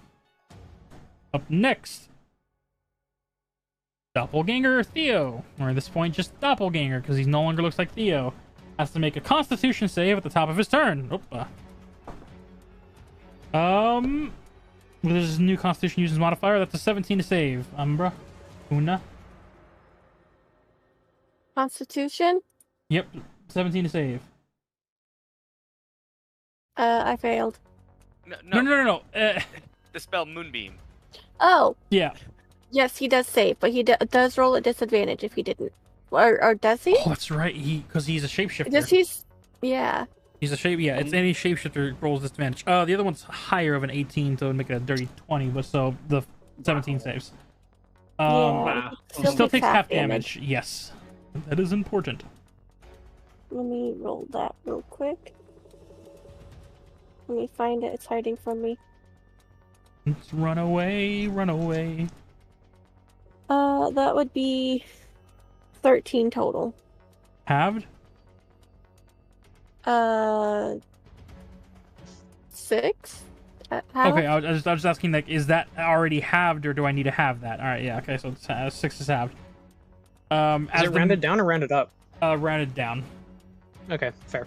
As this creature begins to burn, you see its lower legs get to a melting point as it crawls out of the moonbeam for looking up to you, Durant, and you good. hear its mind link to yours. Stop. I'm sorry. I'll return him. Please don't kill me.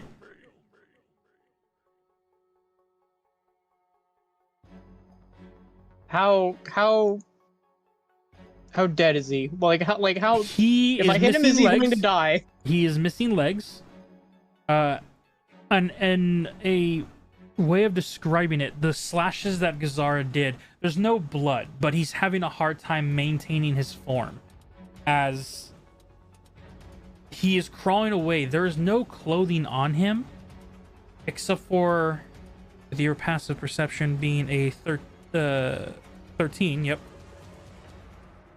You see a silver-like necklace around his neck with a blue gem embedded in the center.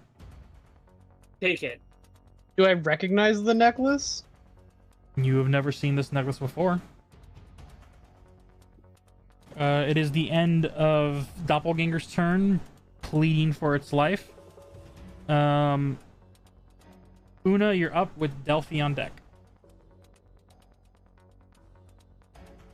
So I did not hear him beg Holy for mercy, but I did earlier speak to him. You see, Like as he's asking him. as he's crawling away from your moonbeam, you see his legs are completely melted off, and you don't hear what he says to Durant, but you see him lift his hand in a almost begging, like, merciful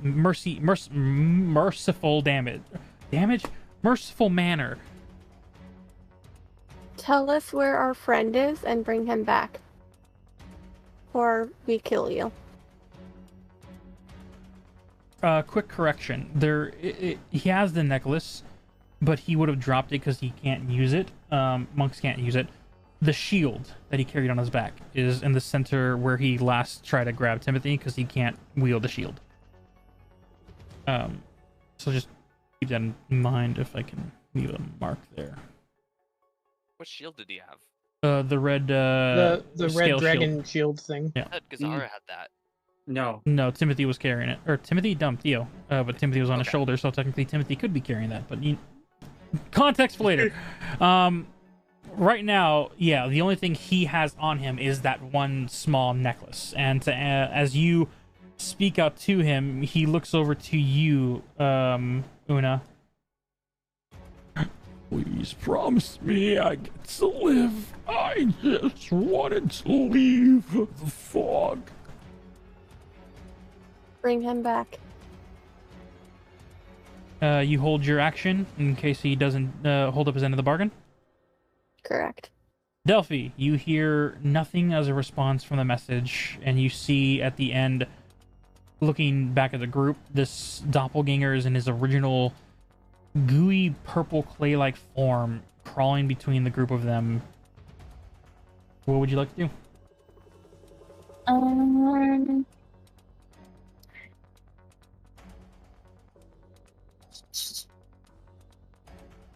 Where's the fog stop? The fog stops at the top of this map. And as you look at it, it acts like a weird barrier. Unlike fog, like drifting off and while it gets lower, the fog is like a wall that slowly just mists off. Have you seen the Hunger Game movies? Up to the second. Unfortunately. The second one, is it like that? Yeah, less like Where, like, staticky the of poison lightning, fog but yeah, comes it's like out the and then it's like goes the up? poison fog. Yeah, it's like the poison fog. Okay. It doesn't act natural. It acts like if something's controlling it, and there's a range to how far out it can go. Okay. So it's like the Hunger Game one. Okay. Yeah.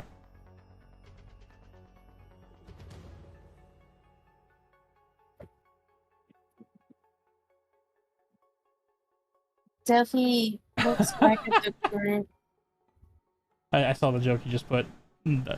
Ironic and funny. Duffy looks The back music. at the Oh, let me fix that.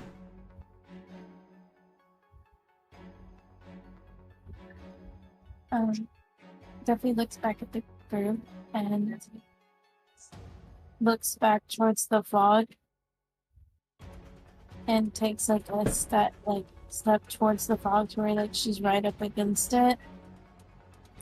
And she knows like she just did this, so she's probably not gonna get a different response.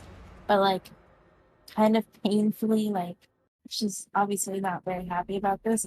She tries to send out another message Okay. doing the same thing. And this time she's like, please, Theo, if you're there, please.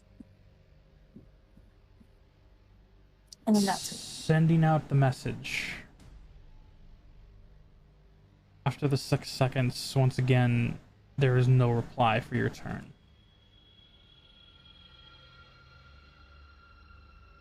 End of your turn, Durant. What do you do? I really want to bonk it on the head, but I also, don't want to kill it. So you can do non-lethal bonk. I would like to non-lethal bonk. All right, go ahead and non-lethal bonk. Swing with advantage because it's still prone. I'm gonna bonk with tiny hammer, not a big hammer. Like a Wait, do you actually have a tiny hammer? Yeah, I actually have like a tiny hammer. Wow, that was terrible. 13. A 13. Well, that was with advantage. Yes. That just missed as you like bring down your like nail to board like hammer. You see it like morph its body to slightly dodge. Damn. Okay. That's all I wanted to do. I tried. Top of the round, Valindra. Do you wish to do anything in this moment? I'll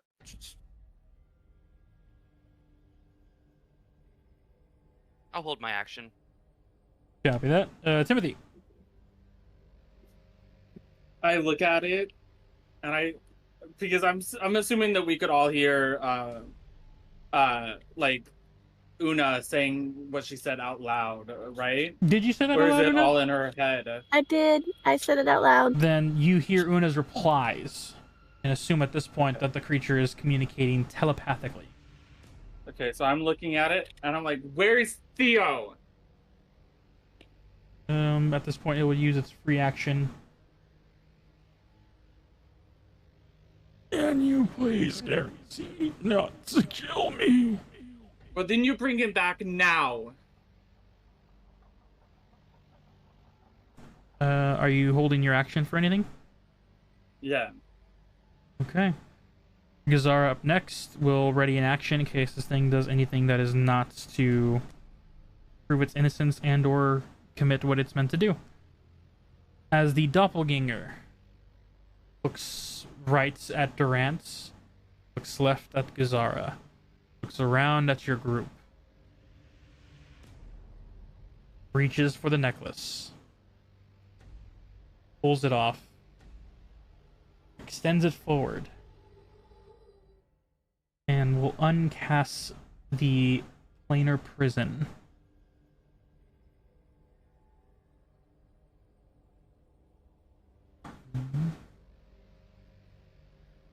Looking for a token that I haven't seen in a while. But he's here. Pop. Emerging from the necklace.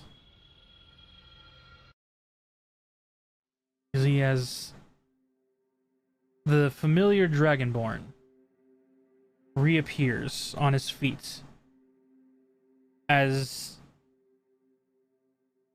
for half an instant you see him charging his fists up like he is getting ready to punch something before landing grass below him. He takes in the surroundings.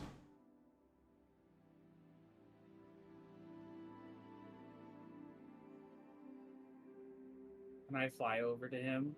Timothy, and you, fly and you give him a hug. Yeah, like full on, like just Una, him do into. you do anything immediately after this?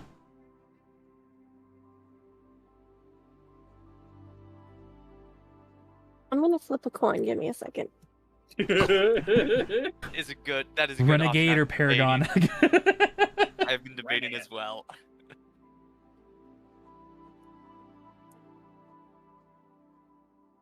Someone pick heads or tails. Heads. Heads. Oop. I choose the third side of the coin. Una will edge. drop Moonbeam. Yeah.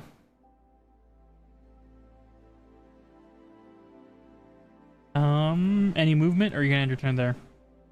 No, she'll just stand there. Actually, hold on. She's gonna move over to this group and stand guard. Okay. Delphi, you hear the slight grunting of a familiar Dragonborn-esque character, and turning around, you see standing there, looking slightly confused, but also relieved as Timothy wraps his arms around his neck. Theo Windstride. Or Windstrider. Yeah. Is standing in front of everyone.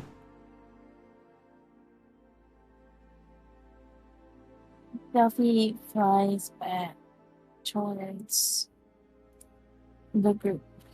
You can use your action to dash if you wish, so you can get up close to everyone. How much dash does dash? Your I full think movement. it's Basically, just half your yeah, your full movement and then go farther. yeah. So it's another It would 30 be like feet. another 30. Yeah. Okay. She flies up to Timothy and Theo. And it's just like she doesn't say anything, she just flies over and just looks at them. Timothy is crying while holding him. Durant, do you do anything in this moment? Before we leave initiative? I'm gonna put my hammer away. Okay. Gazara still having her hard action to train on this creature in case it tries anything else. But we are officially out of initiative as there's no longer a viable threat. As Theo looks to you all. Well, that was an experience. So I basically saw the whole thing from a necklace. Timothy's apologizing so profusely. It's not your fault. It's quite literally this doppelgangers.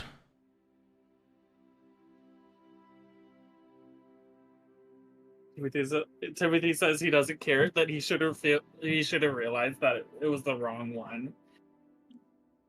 As you hug him, he hugs you back, gives you, or attempts to try and give you a kiss on the cheek. But it eats my face. Yeah, it's kind of like that. Like that. It has to be careful. But loving. Theo looks to the rest of the group. I'm kind of glad you guys didn't just tear into each other, to be honest. Questionnaire game was very entertaining. You're welcome. I'm so glad you're back safe.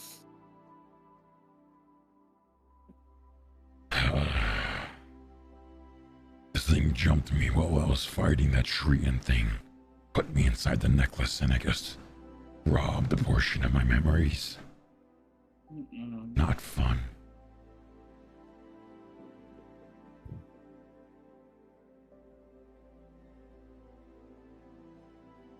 He looks over to the group of you. Everyone, the family in the back, the adventure party, and then to the doppelganger. Now what to do with you?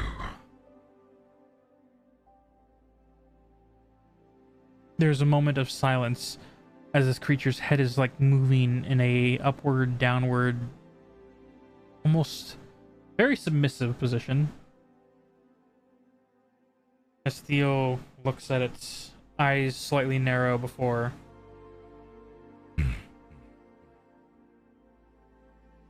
Prank or not, an escape. Sorry, I was on the doppelganger's voice thing. Prank or not, escape escaping the fog, sure, acceptable. Attacking the people I care about is not.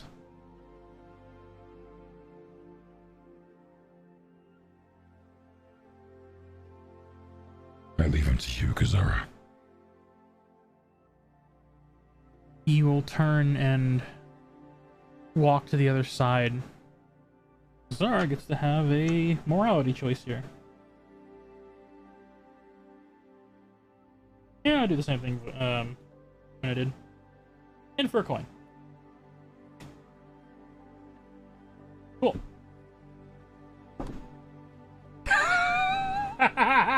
What? First rolls in that 20. Yeah. You see as Zara not giving too much facial expressions, but those close by could swear there is a quick, distasteful frown at the creature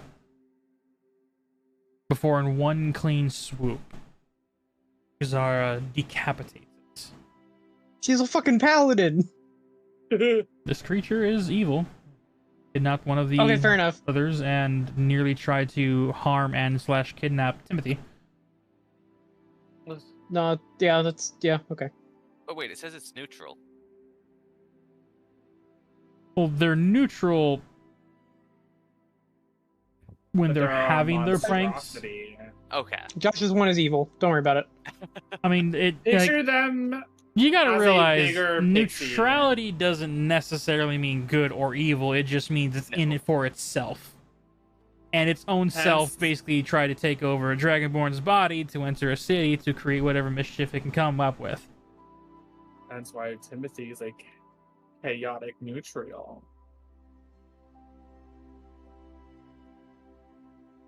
As Zara finishes Judgment, you see the clay-like body begin to meld in almost to the ground, becoming a small puddle before slowly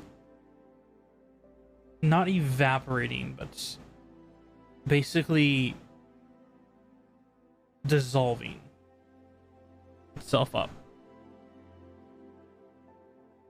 As Zara marches past Timothy, looks to him. Is the necklace still there? The necklace is still on the floor. I'll grab the necklace. Or I'll climb down the tree and grab the necklace. Alright. You come I'm down doing and... Yes? I'm doing a full checkup on Theo this time, like an actual full on. What are you grabbing? Just trying to make sure. This is your current partner, boyfriend, loved one, whatever title you wish to give. This is Theo. And one of the things you do, Pat, to confirm it is his lovely little flask on the inside of his jacket. Okay. And with that, Timothy gives a good nod. That's him, all right, you guys. Are you sure? Because Didn't he take a drink from the flask? He took a drink from a flask.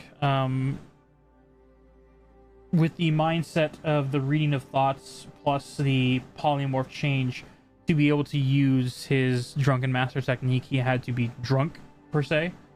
But Theo was locked in the necklace, so it was a completely different person and or objects that the creature had.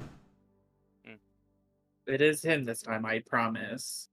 Gazara will make her way over to Simon and take control from him from the female lizard folk. Theo looks at all of you, looks at Delphi, gives a smile of comfort. And Delphi then smiles like meekly back and kind of like nods, like to say, like, I'm glad you're okay, and then flies over and sits on Durant's shoulder again and like gives like a big like huff.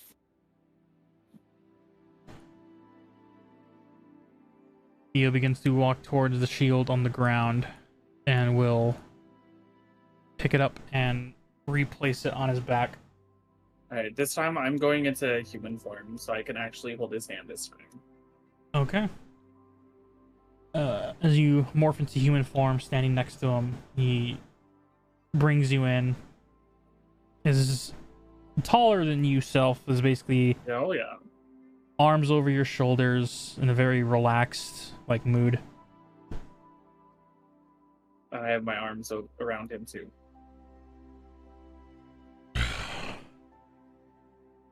That was a fun waste of time. I'm just glad to have you back. You back. Yeah. If y'all want, we can continue to move forward. We will be arriving at dark, but we'd make it back to the city at least. Let's go home. I'm ready to go home. It is at this point that Una, your sending stone goes off. Yes. Hello? That was a lot clearer. I take it you're out of the fog. Yep. Cool. The enforcers are at the gates. They have been waiting for you to arrive. Captain Goldpaul's here. Say hi, Captain Goldpaul. Hi, Captain Goldpaw. Yeah, he just grunted. I heard. How far are you guys out? I don't know, Josh. How far out are we? From what Theo said, is basically traveling nonstop from here. You will arrive, but it'll be past sundown. Past sun. Yeah, it took you guys a day to get to here, and as you were setting up camp before going into the fog the next day, that's when the Celestial Pegasi approached. So, with the delay, you'd be arriving just slightly past the actual sundown. We should be there past sundown. Copy that. Come back alive. Bring That's good the news. plan. Can't wait to Kind see you all there. of good, kind of bad. We'll see. I can't wait to see you either. As you each gather up, leaving the corpse of this creature behind,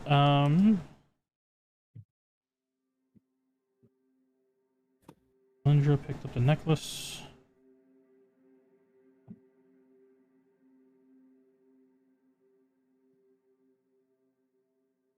Alright, who is leading the journey back across the open plains back to the city? Guess it's me again.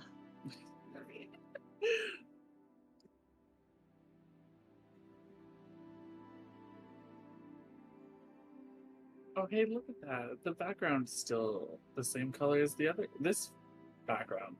Nice. I like that. I like the dark green. It's so much nicer than the fucking blaring ass White. that it gives us. Yeah. Roll 20 has a hit or miss system, and so far we've been hitting. Literally. I think we're all used to our, the dark mode on all of our things, that every time we see a white light, background, it's like, oh. Yeah. I mostly use light mode for most things, so it's not a problem for me. Oh. You're weird. Oh, that was great. Oh, just so for a fact, you're weird. All He's not wrong. Traveling over here. Oh, there's the white. See if we can refresh the page to get rid of the white. No, it's probably going to grab the white from all the gray. Yeah. Here's to hoping otherwise. It's gray. Haha. I mean, is it better than the white that we had? A little bit. Oh yeah, Okay. it's less blinding. Ooh, I need to get rid of those two. Or at Oh least yeah, no, that's one much of them. better. Oh, that is so much better. Yeah. Woo! As Captain Goldpaw is in the front to greet your group coming to the front gates.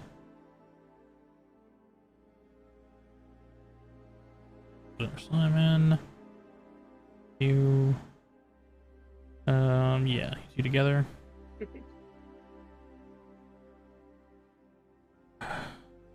Is the other character on the board yet? Not yet. Okay, I'm gonna go and put the characters on the board.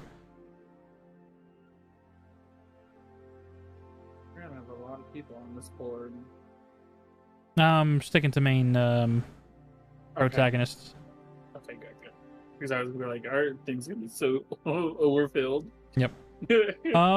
As you guys arrive to the front gates, you see on top of the lookouts of this castle, kingdom wall, really. Torches are lit, and you hear the sounds of individuals shouting, "I see them in the distance! They're approaching!" You hear the heavy clanking of chains as the gates begin to open. And on the interior, you see a group of enforcers move out to greet your group coming in. Stop for half a second, seeing that your group is bigger than what the alleged count would be, but then remembering that there were refugees that need to be taken care of. And they're draconic folk? Nope, that's more lizard-like. Questions for later. But they help each and every one of you one by one, as you all enter into the safety of the city as Captain Goldpaw and Elian are there. Elian immediately rushing towards Una and doing a nice little skip-hop hug. Didn't want to fully truck her down, so nice embracing moments. I hug back. Before we enter the gates, Delphi hops off Chloe's shoulder and activates her circlet of sealing so she can move them forward. Okay. As each of you, one by one, disguises on as needed, enter in the city. Captain Goldpaw can't help but notice two major facts. First, We're missing people. Dagadin and his adventure team are not with you. And second, slightly more interesting to him, one of you is bound. That is Simon. As he speaks up to Gazara. Lieutenant, report.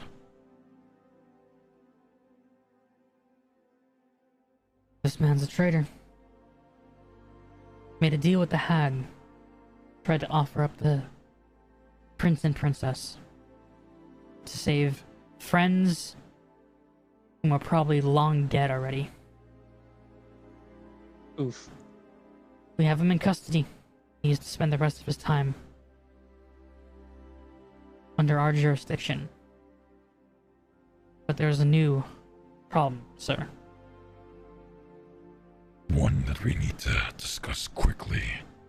As Theo says to Captain Goldpaw. You see the Leonin look to him, nods in affirmity, and looks to the rest of you. Please rest. Find a location, whether it be the woods or the nobility. You've done great. Thank you for coming back.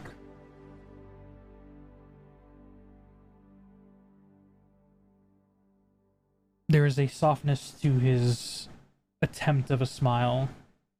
A man who is always serious on the job has a moment of relief, seeing that the majority of you are safe and back. The protective walls of the Star City. And with that, we're going to take a quick 15-minute break. It's not going to be the 30 minutes because we are going to be ending slightly early to help with sleep schedules and life. So, it's going to be a quick 15 minutes. We're going to grab drinks, grab snacks, however fast we can, and we'll be back then I will go ahead and click on the intro to give chat a nice thing to look at before going to the BRB screen. So, chat, have fun watching our intro once again. It'll be our intro that's going to be coming on more often on our later episodes. It was a great fun project to do, and I hope you all enjoy, and we will be back in about 15 minutes. Woo!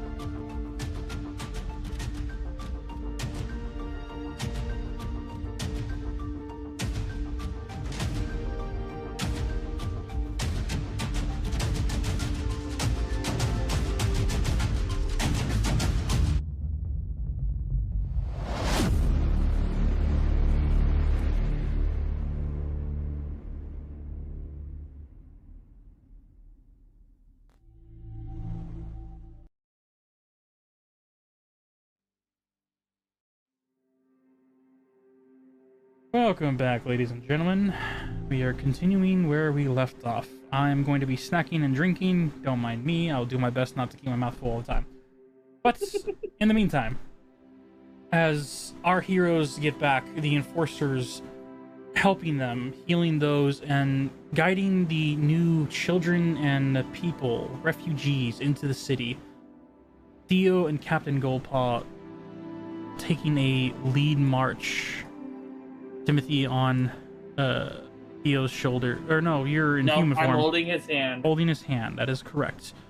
Delphi in humanoid form as well. You all, one by one, enter into the city as Gazara and a few other enforcers take Simon and march him through the city, heading to the prison of the enforcer campground. As Theo talks to Captain Goldpaw, the conversation starts in a more secretive tone, as Theo speaks first. We need to speak somewhere private. Don't want too many ears in the dark to hear. I understand. Very well. Captain Goldpaw turns and nods at a few enforcers who will take care of the refugees, send them to one of the churches for shelter, place to stay, food to eat, assures you all. As Theo and Captain Goldpaw begin to walk off by themselves, Timothy, naturally holding his hand, walks instinctively with them. However, what are the rest of you doing?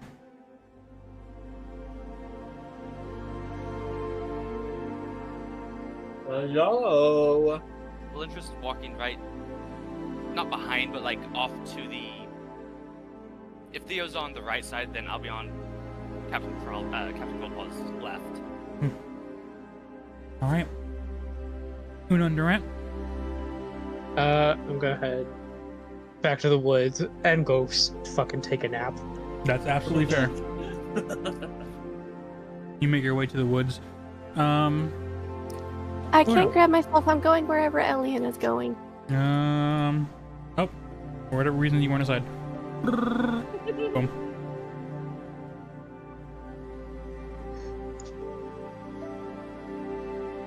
Alrighty. Alien, seeing you back now, embraced, gives a kiss, passionate.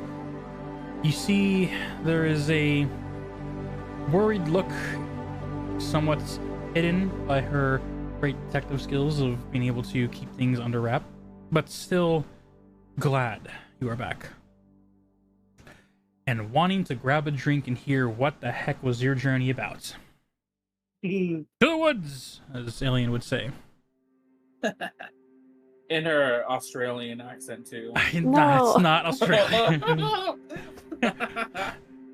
You get your accents mixed up and it just becomes gone from there. And I don't claim to be good with accents. I claim to try. It's not that it was a bad Australian accent. It's that she previously didn't have one. She didn't have one before. Yes, she's So, like, the real you- doppelganger. No. Oh man. That came out like the left field too, and we're like, wait, what? Yeah. She's supposed to have a tough and adventure sounding not voice but like persona, and I accidentally turned that into just Aussie. Straight up.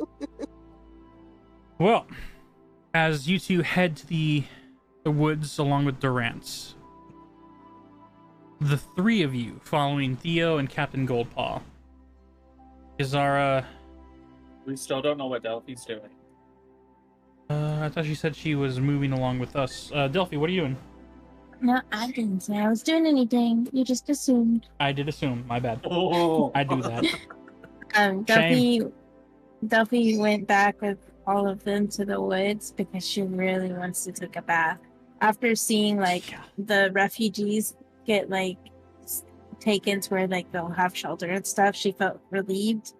And so then she's just like, I'm gonna go take a bath and get some fruit tea and probably some fruit cake, maybe some fruit pancakes. 'Cause all the fruit she Hook y'all up. I got some waffles that I want her to make for me. Yep. Oh, him. As you all head off, a bath, a drink of either beverage tea or sweetened ale, even though I said those backwards. Relax in the safety of the castle kingdom walls. Well needed. As this group will take its time getting to the city, you guys will reach the woods first. So, moving to the woods, I'm gonna have to do a lot of shifting around. Give me a sec. You're here, you're Oh my here, you're God. here. That's the map. You are not here. You are not here. It's been 3 days. No, it's actually been 4 days since you guys left on your journey. We have, let me. Yeah, I only saw the corner of your guys' pings. Oh. It's already nighttime, so yeah. He escaped from prison. Kill him. You escape. You're there. He's also learned Elle's teleport. There. I'm gonna give you your new token. really advanced misty step. Go a very far distance. Individuals playing at the poker seats, tables. It's like deja vu. Deja Yeah. vu.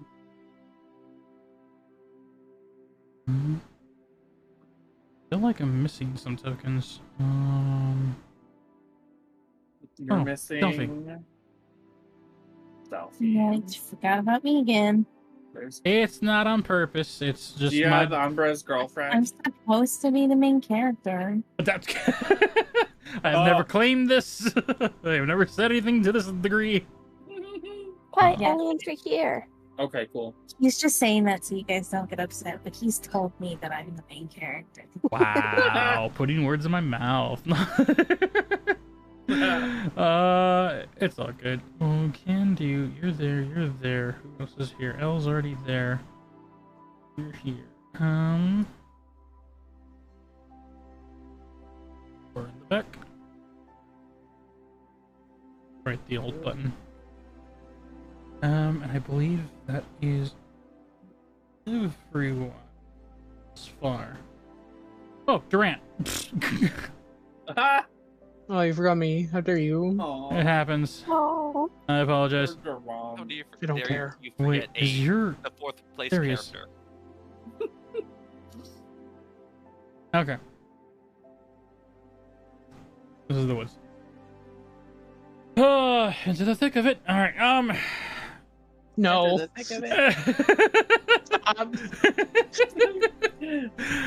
As you all enter inside, you see turning from the table. We're going through some. Oh, guys! Oh, you're back! You see Clara, excited to see you all, rushes towards you. Oh, you guys know what happened? Theo just suddenly disappeared. We were mid-conversation, and then just this light glowed, and he was just gone instantaneously. But if you guys That's are back, Timothy's fault. oh my goodness, he's okay though, right? You all Yes. are okay? Where's the rest of you? With Captain Goldpaw. Okay. What? How did he get him here? Or take him to where you were? Magic bullshit. I am one known to such spells. Okay. As long as they're all safe. You... Dagadin's team, all of you, as long as it's all okay. Oh my god, are you guys gonna tell her? Oh, Dagadin isn't with us. They left. What? They continued onward. Elle, we're gonna need a drink. You two at the center table, move it. And she like snaps to the two people playing like a card game. They're like, and they like quickly just sit up and like move to another table. We need to talk. And she uses the wand, makes the table ever so slightly bigger so you all can sit around it. And she needs the details. No, it's nap time. She needs the details. Okay. Delphi, Give your girlfriend the details. No. Yeah, bully. Delphi walks past a little bit past Clara, and he's like, "I'm so sorry, but I really need to go shower." And she gives her like a little like hug. Bro, I understand. She reciprocates the hug. Feel free to take a shower, but feel free to come back. You might have more information if they don't spill everything. She was like, "I'm sure they'll let you know everything you'll need to know." They better. Hmm. You see as Kaylee the coyote comes over to the table, get ready to take orders, sees you get ready to head upstairs. Delphi just waves as you head off. Delphi waves back. She's like, "You better have some strawberry shortcake ready for me when I get back down here." You see her tail begin to wag and nod as she begins to take the order down, and then goes to the table to take everyone else's orders. Durant, do you join the table? Yes. Cha. Oh. I'm not sitting on Una. He's on the table. All right. As you are there, to save brevity on time, Thank you. an explanation of your journeys begins. Elian and Clara, along with Kaylee, who hears moments of it as she brings drinks, food, snacks, and slowly, every time, just takes her time leaving the table just to catch up on more of what you're talking about. The singing and music in the background begins to quiet as Raftalia, the singer, also intriguingly listen in. The jazz music by Phineas, who I put at a table instead of on the band, also playing quieter in the background, still giving a nice, like, almost jazzy nighttime atmosphere, but still able to hear as best they can the conversation.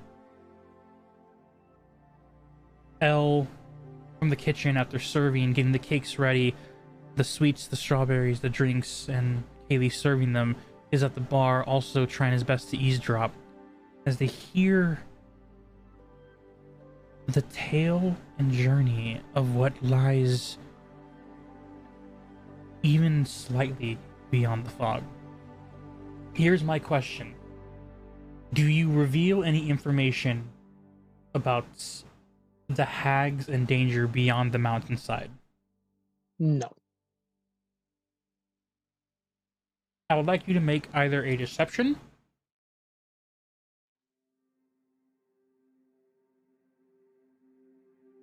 or a persuasion, basing it off of information that needs to be kept secret. I will roll deception, which nat 20. About time. All right. What's the total? 24. Very nice. The withholding of information for the deception is because this information is dangerous. The other option of persuading would have been simply telling them that the information would be too dangerous to say. But you not bringing up the information, the exciting news of an old clan of Dragonborn still thriving, is exciting. The hearing that Dagadin ventured forth just to have more of an adventure, upsetting, but as an ex-adventurer, you see there is a slight understanding from Clara's end. The mystery would be too great to pass up, especially after getting past the danger of the fog. The death of the hag comes with fear of hearing the ups, the very close downs.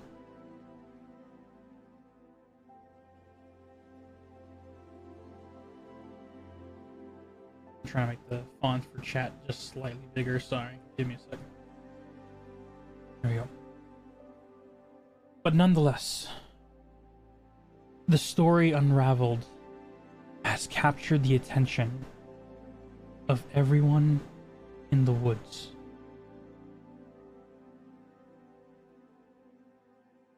What feels like hours, reality only been minutes to explain. Enough time for Delphi to fully shower up, dress into whatever comfortable attire she wishes, and join the group again. If she chooses. Duffy comes down in clean clothes and freshly clean hair. Upon It's getting to the chair, you see Kaylee looking to you. And will, like, as you get to the chair, before you sit, she'll run up, and her small self gives you a hug towards your hips. She is a small coyote. Well, I'm only 5'2", so. Oh, it would be up to your chest. She's a small creature size, but yeah. As she gives you a hug, heartfelt and happy that you made it out of the endeavor. Defeated hag, creature of great destruction and caused great pain in the city. There is a light in the air that there's one less evil in this world. As Kaylee very happily puts the shortcake and tea in front of you, smiles, and then steps back to give space as she helps others with orders. Duffy just says, "Thank you, Kaylee," and starts eating. And there's like, you can tell Delphi is like happy to be back, but she looks very tired.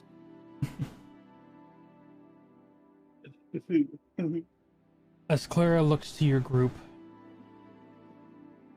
well, Dagonin really chose to move on. Sorry, wait, Lost is it? somebody. Umbra. Yeah. Number no. Bye, Umbra. We'll explain when she gets back. But as Clara looks to Delphi, Durance, and Una, even though Dagon and his team went forward, I'm glad you guys came back. Being able to relax while you can is important. Even if you were able to get out there, there is no telling what is beyond the mountain pass. It's good to know you guys did take my advice and stayed safe.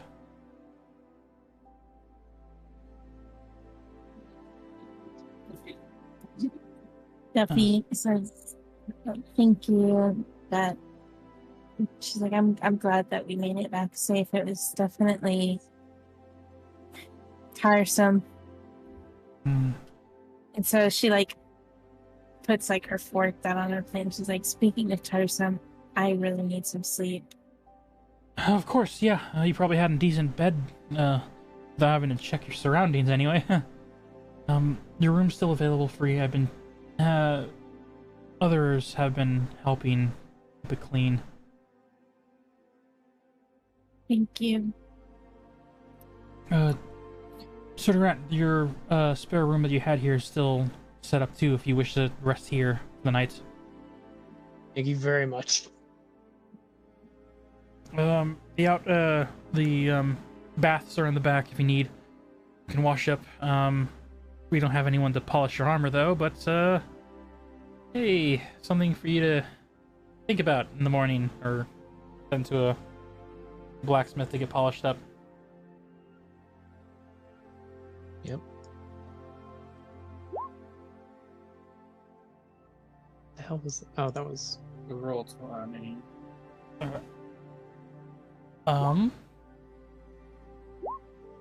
As you head off, Oh my god. Oops. as you head off, Sleep. she waves you for a good night. Looks back to Una and Elian. You guys gonna be heading home, or you want to just crash here? Give you room at discount prices? If you guys need to, you could use Timothy's that he hasn't used since he's been sleeping in fucking Theo's. That's so weird. At the woods, you can just like hear Timothy's disembodied voice. That's above. Above the table. Sure, okay. I choose to believe that the woods is haunted. Timothy The needs a woods is spell he haunted. didn't have. It's just a recording of his voice that just plays over like discount. Use Timothy's discount code and checking in. Sleep in the room where a prince once was.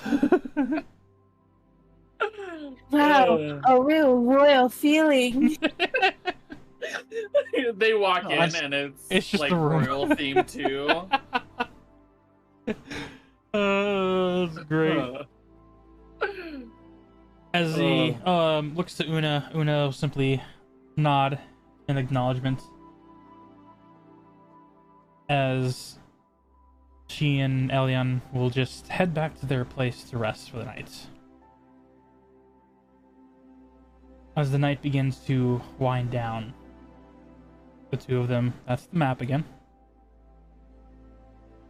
I think the map is on the token side instead of it being on the actual map side, so I'll have to fix that on a later date. But until then, the two of them head out and make their way home comfortably, with no shadow falling close behind. As for the rest of our party members,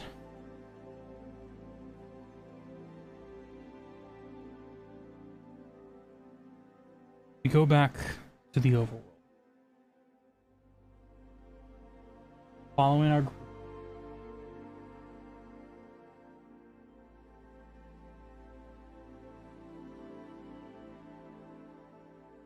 I believe it is this one.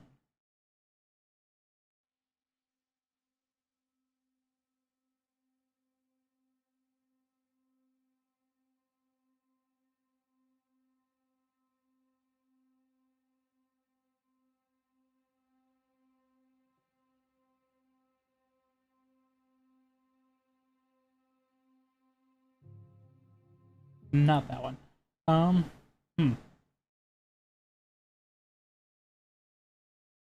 to find a music tone for this. Mm-hmm.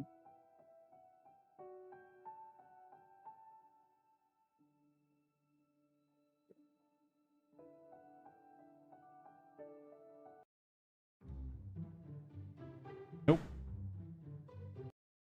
I'm gonna edit all this part out.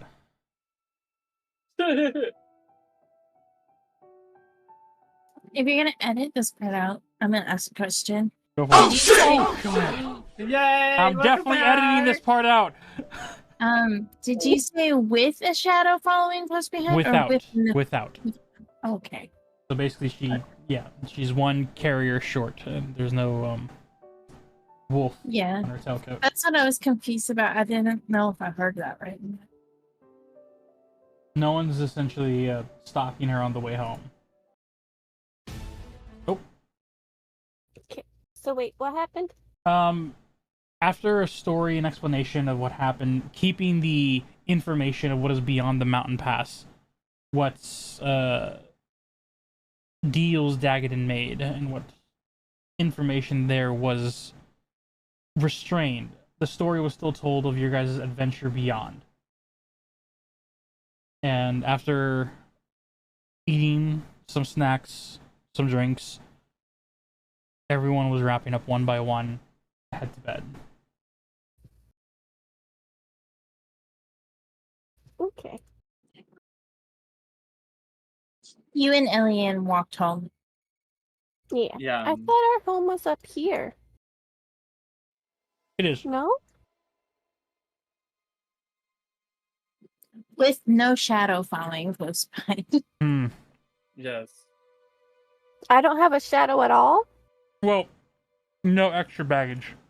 Not the wolf man. Mr. Wolf is not following you. Okay.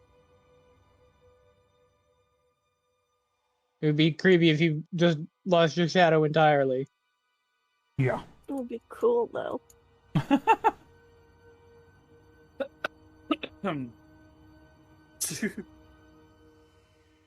Okay. It's very quiet. Pretty much the Very, I can ambiance. hardly hear it. There it goes. I can hear it now.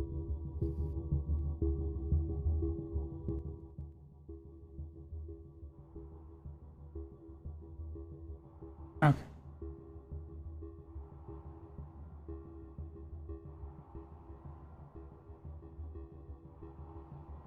As we move into the space of the Enforcer's headquarters, entering into Captain Goldpaw's office,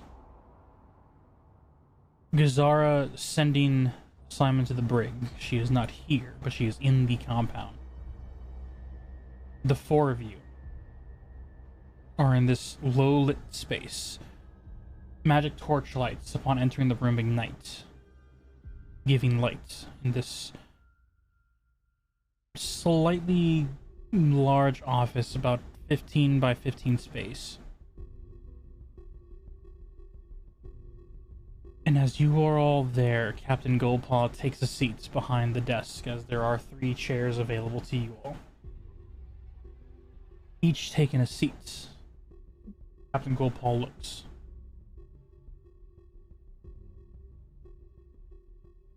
How bad is it? It's pretty bad. Not gonna lie. Or worse than we could have ever expected. Yeah. As Theo reaches under, pulls out the parchment map, and unveils it, revealing the outside world and slight markings.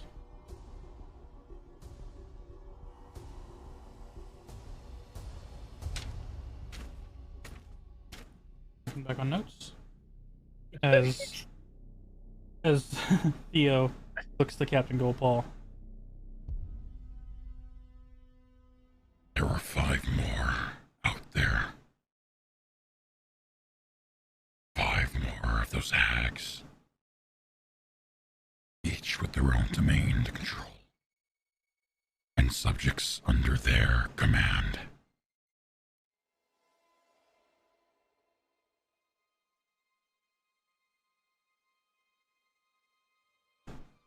Are there any opposed? It sounds like those that tried to oppose have long been eliminated. And you see Theo takes off the shield and lays it on the table.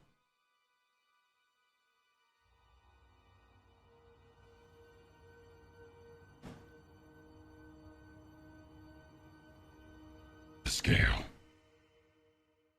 of Umber use.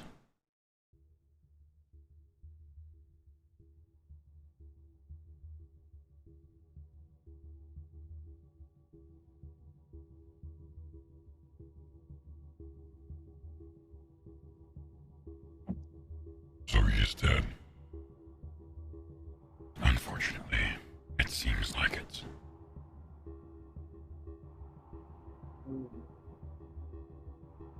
I will notify the king. Do you have a plan? Same plan I've had for the past few years, Captain Goldpaw. Keep my customers safe. And my friends and family alive. If what you say is true, Theo, we might need you to come back.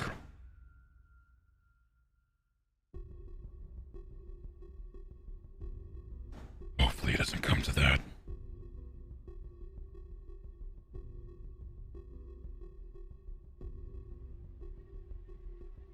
The next 30 minutes is Theo giving the full explanation of each hag, the realms that they have said to control, the pixies under their command, leading forth these deals.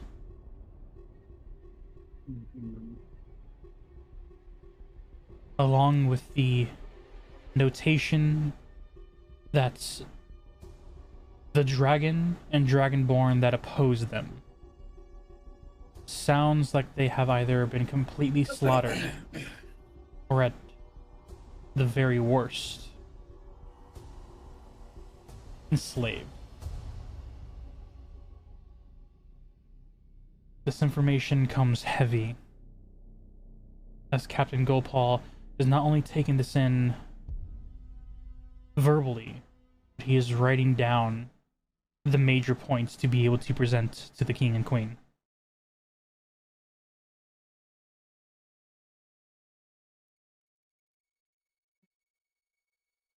We don't know if they're gonna come from the tunnels. The remainder of the Hughes clan decided to stay back and act as a warning line of defense. If they get through, it's a short path to the city. I don't know if the fog will keep them back.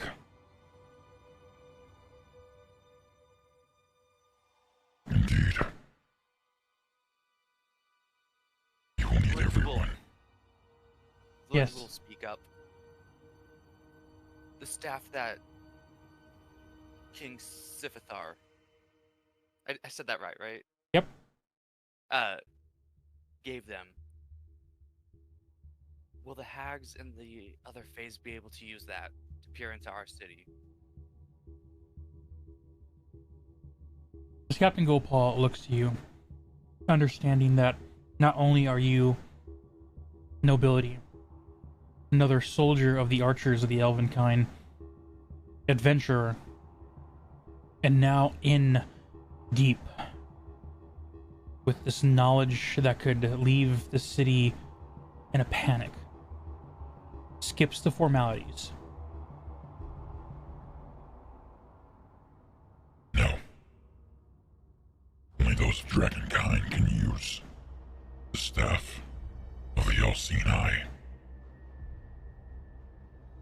It is the very eye that Sivithar gave, so that they can keep an eye on us, and Sivithar can keep an eye on them. Our warning system.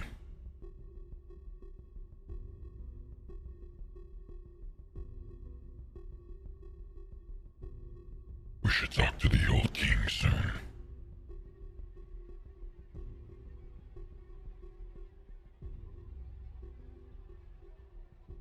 You see as Theo doesn't clam up, but is hesitant. He rubs his forehead and thinking long and hard, an almost conflicted like look, where he snaps back to it. Feel free to get him involved, if that's what you think is necessary, Captain. You are in charge of our defense system. That is what Sivithar wanted.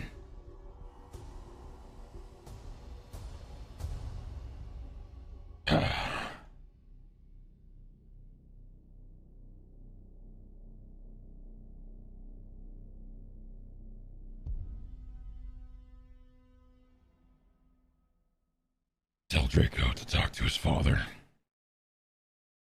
Let him know.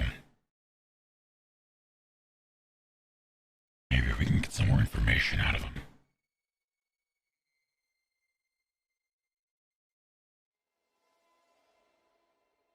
Should we bring them in the loop?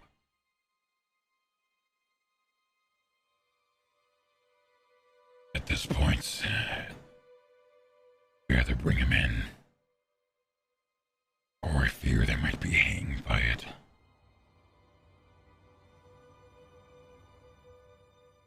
You see as Captain Goldpaw opens a drawer, pulls out a glowing, radiance bright crystal.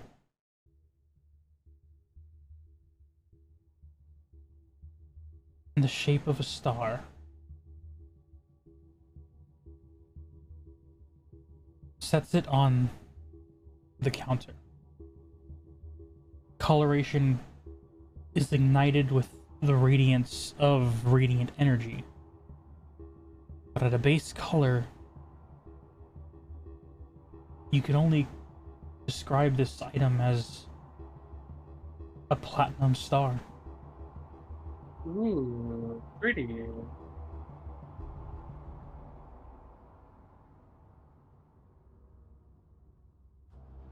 Highness, it's Captain Goldpaw. Theo has learned of the other hags.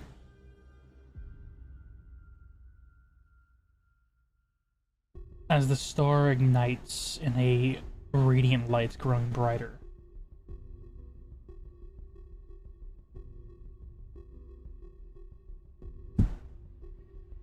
Very well. Bring them.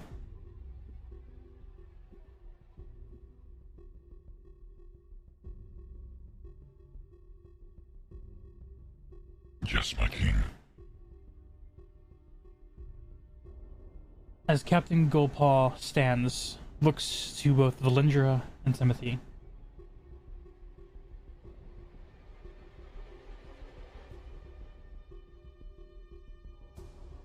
What you're about to see next. Make sure not to tell anyone you absolutely do not trust. Okay. Understood.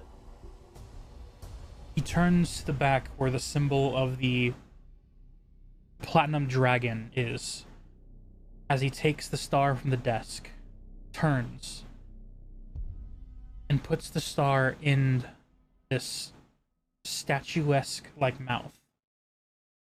And as the mouth closes, swallowing the star, the back wall pushes in deeper and slides to the side as stone walls begin to move. Timothy grips Theo's hand tightly. Theo takes your hand and then pulls you in and exchanges it for a side hug.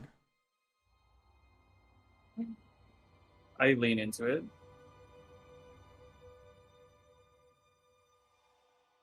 You're about to be brought into something that is a path I wish you didn't have to take. But this is something that we need to defend ourselves with. Okay.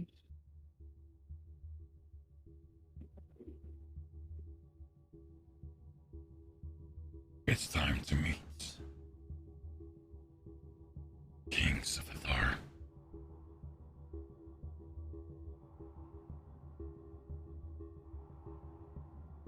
As the four of you begin to descend a long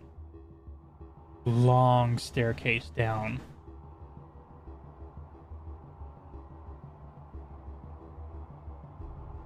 does this character have the observant feat, Valindra? Or is that... No, it's the other one. You guys lose track of how long you descend until you reach a section of bright shine light. Oh my god. This is so cool. Oh my god. Go ahead and bring your characters. We have Valindra,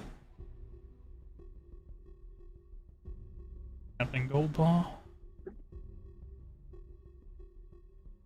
Theo, and Timothy. I'm going to give you guys control of your respective characters.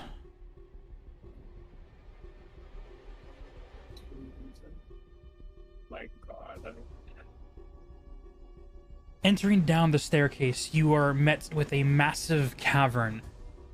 A heat somewhat rises and emanates as all around you,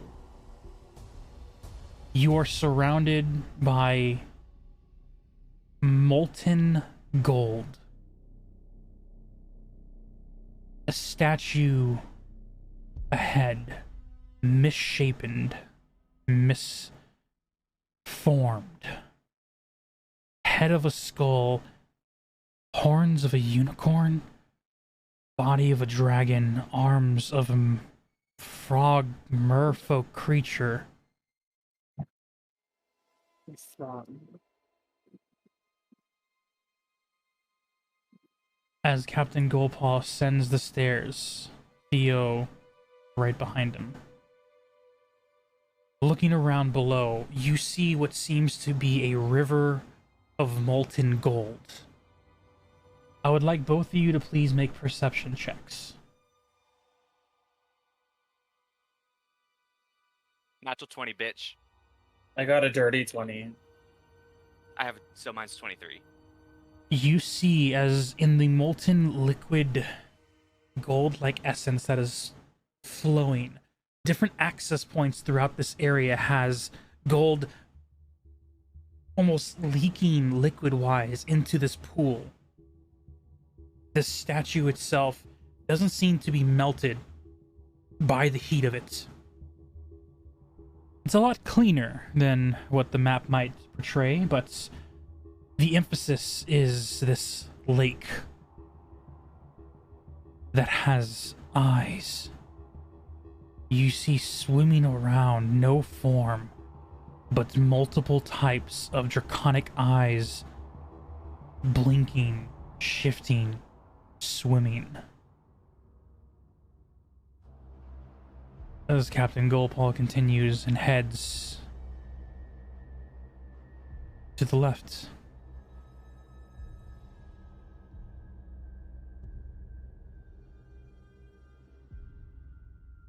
Captain Goldpaw will turn behind. This is Platinum Star City's first deal.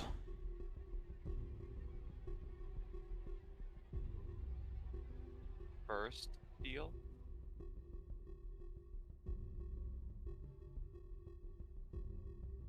Long ago, when the city was first formed, the ancient dragons found it appeasing. It was their kingdom to rule.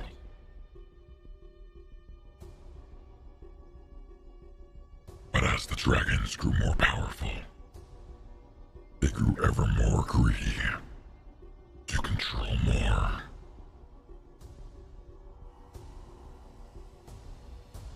Unable to outdo themselves, they had to turn to more drastic measures. They used the power. Unstable, chaotic, and can rival their own. They called upon the Feywild.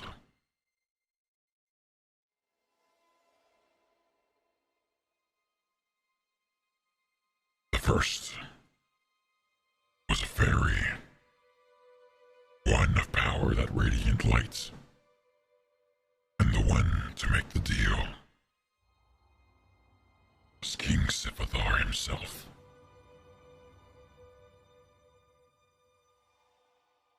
The deal was an exchange of all the gold and riches that he had collected. He wished for a city to be untouched by his foes. It was granted.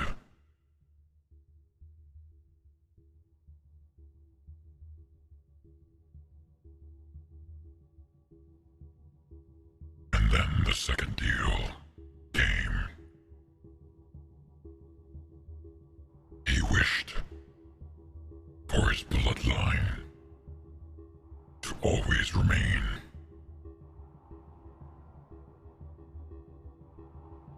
That wish was granted at a cost.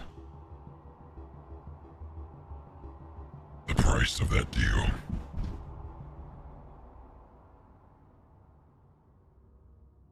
was for King Sifithar to marry the daughter of the fairy.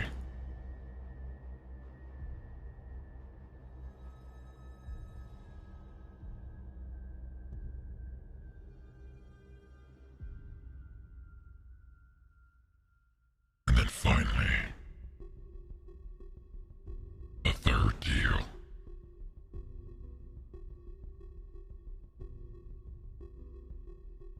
At this point, Timothy, who has been walking silently along, speaks up.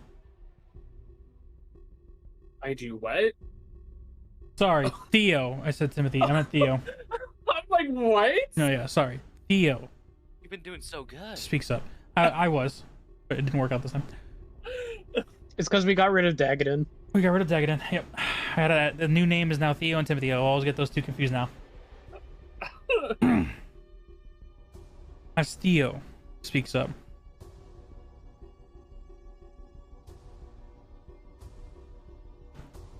The third deal is essentially a give and take. Accept creatures of the Feywild into our world. Protect them. And the city will remain forever safe.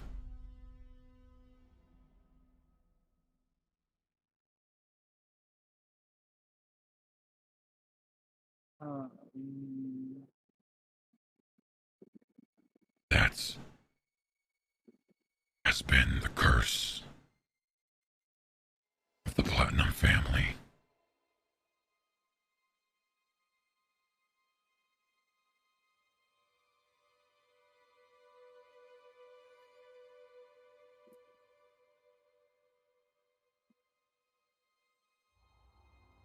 Do you either of you say anything? I don't know what to say. I have a question, in-game question. I'm trying to figure out how to not say it. I'm actually speechless.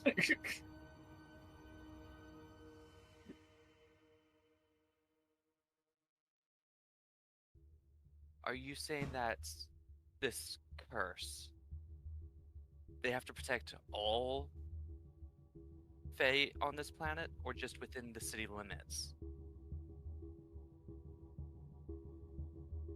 Theo looks to you in acknowledgement of the question. And then, for the first time, if you've ever seen him, disgusted, turns away as Captain Goldpaw speaks up. All of them.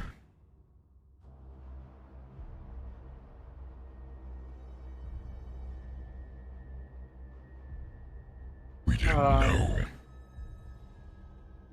that we and those of the Platinum family gave all immunity.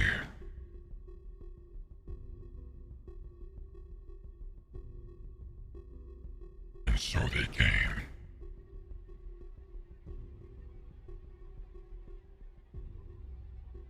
And as we are wrapped in a protective fog, they went on to rule the world, apparently.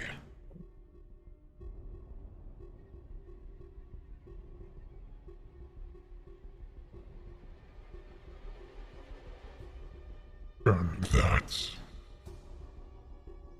something we must correct. Hear a loud echo through the chambers, massive than the previous two. It seems to have no source at the moment. But Make an keeping... insight on the gold. Make an insight check. Now, this would be investigation. What are you looking for? I want to see if the voice is coming from the gold. That would be a perception check. Oh, perception it is. That's not one. I don't see shit. Can I do it? Mm-hmm. You know, no. Fuck this. Inspiration. Mm-hmm. I got a 17. I got a dirty 20.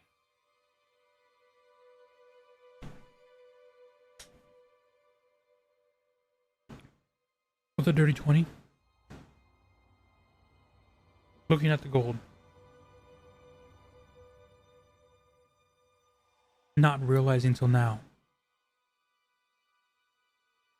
One set of eyes have been following you your entire trek up this bridge.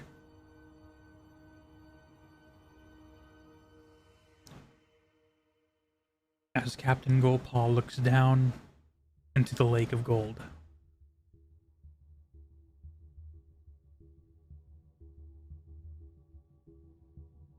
Dryness.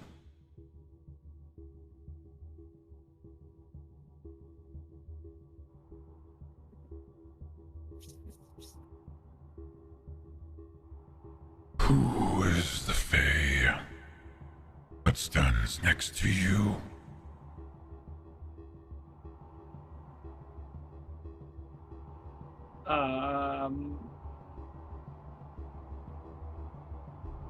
Me?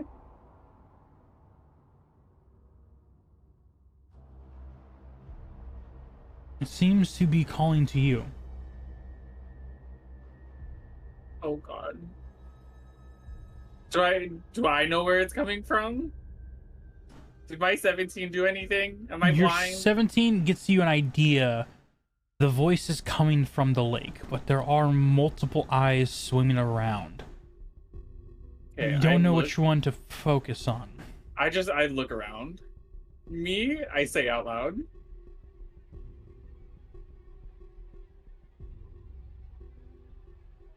Do not insult your own intelligence.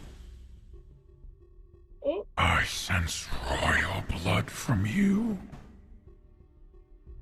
Yeah. From which family do you hail from? The Thornberries?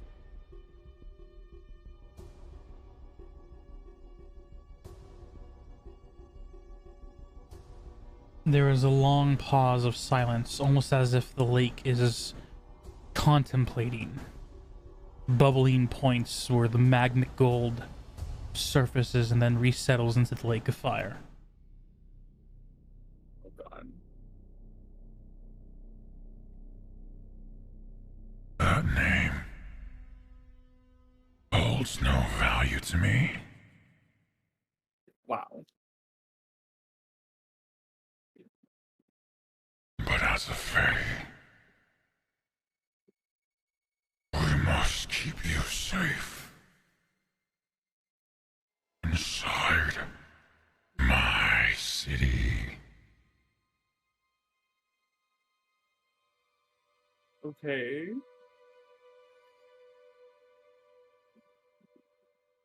Enough of the theatrics. Sivithar.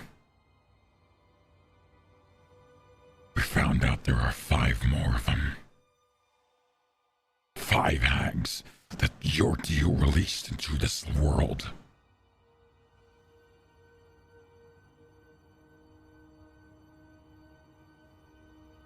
That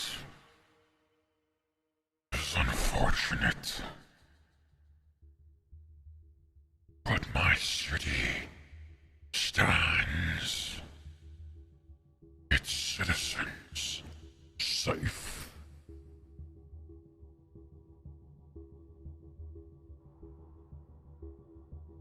Theo has an irritated look.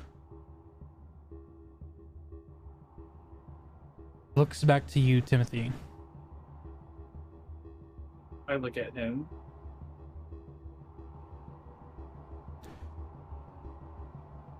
We don't have to stay. Captain Goldpaw can explain to this old geezer everything that's needed. We can go if you don't want to be here. Okay.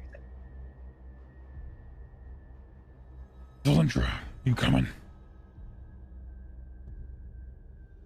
Villinger kind of looks back and forth between Theo, Captain Goldpaw, and the eyes, and I'm staying. Fine. Do your best not to fall in. As he begins to descend down the stairs, Theo at his side, you see, or Timothy at his side, Theo is at first the gentle side hug of guiding that he's done all the way here has now become. Feel free to make an insight, both of you. Okay. Difficulty is a lot less for Timothy because he is experiencing it. Said insight. Yes. Yeah. 16. 17 plus 2, 19. Valindra, it looks like very much a couple storming off, or one storming off and bringing the other. But Timothy, you can feel a weird mixture. A hint of draconic blood. The idea that Theo is protecting someone precious to him. And is almost hugging you in tights that could be mistaken for almost possessive. Oh. Yeah. The irritated look does not leave his face as he is in this chamber, as he continues to march forward. And it's at the point where he gets to the edge that the molten lava lifts to show a silhouette of a golden head Not high enough to get to the edge of where you guys are walking.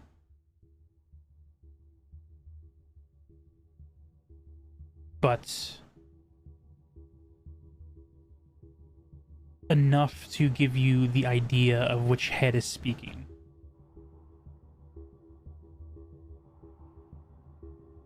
As it speaks and says, Is this the new partner you have chosen? My son.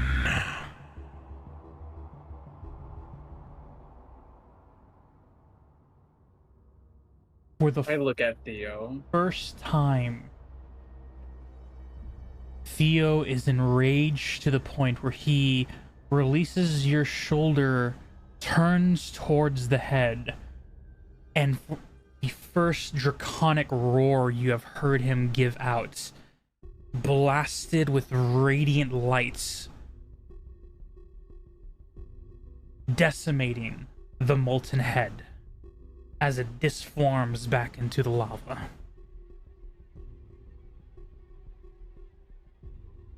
That was not a cold breath. That was the breath of radiant light.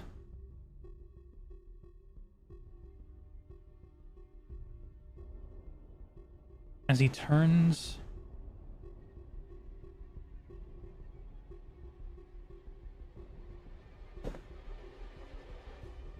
you see he is holding your last 19 for insights. You see he is fighting instincts, anger, a hint of maybe sadness, and you see he is getting ready to storm off.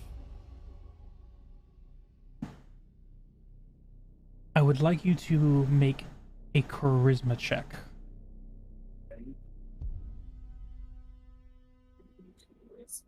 Okay. I got a 20, a nat 20.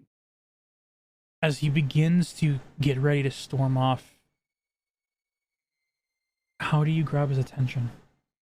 I grip his hand and I pull him towards me. Well, I try to pull him towards me. Upon gripping his hand, he stops. You can't see his eyes as he's still facing forward. But then you feel a tension that he has begin to drift. You feel the trembling in his hands, whether they be anger or sorrow. One feeling emerges through them all.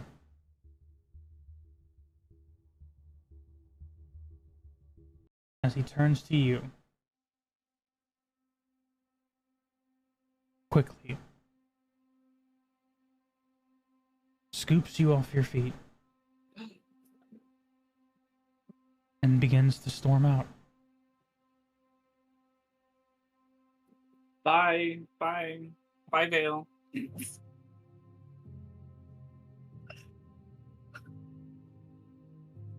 And as you guys leave this underground chamber, moving back up those long, dark, hollow stairs, I'm picturing him carrying me bridal strap. indeed,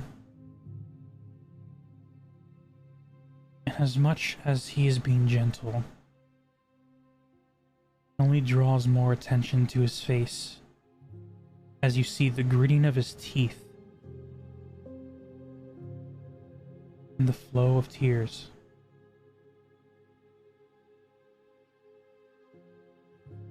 I reach my hand out to his face and I make him look at me and I give him a kiss and I tell him it's going to be okay.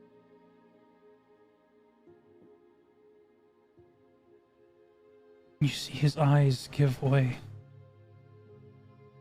The gritting of teeth begins to unlock.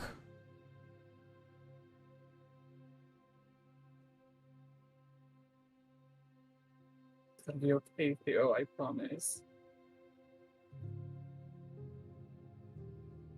are not part of the deal. You are not a curse. You were not sent for me. Right.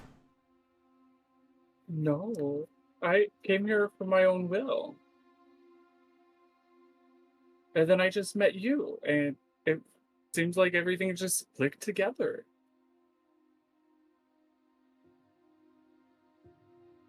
He closes his eyes at the idea, hearing that this was your meeting. Stroke of luck. Fate.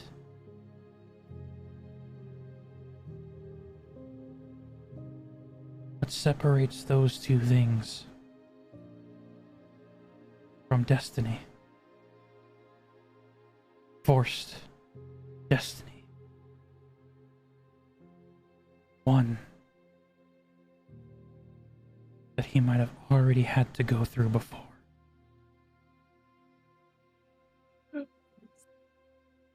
Oh. Moving slower, pulling you in to his cheek.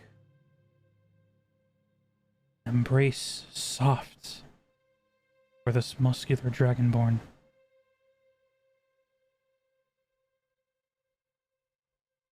I'm wrapping my arms around him. More than I could if I was able to. He slowly begins to ascend the stairs.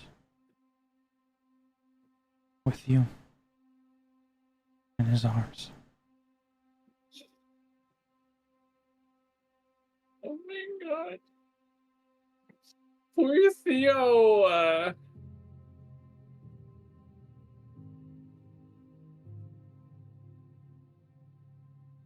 It is at this point, as you ascend,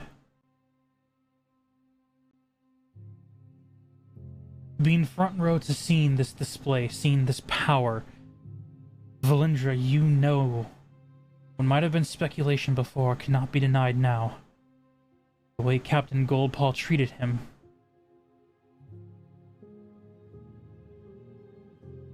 Theo is not Theo Windstrider. He is Theo Platinum, or the Platinum family.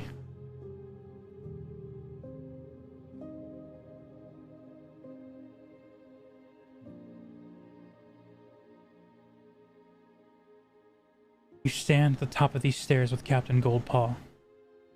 A dutiful knight. One who cares for the city, cares for its people, cares enough to make sure that it stays safe.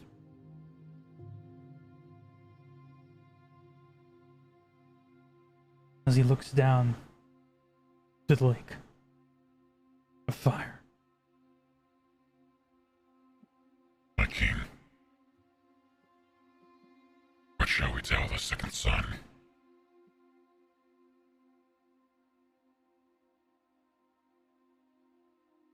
To prepare. If they know we're here, they know the dragons can't hurt them. They will look for a way to enslave all we meant to protect.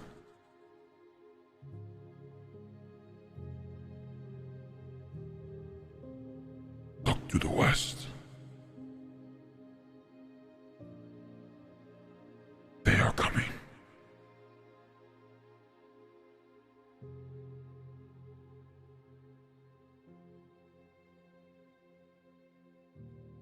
Captain Goldpaw looks to you, Valindra.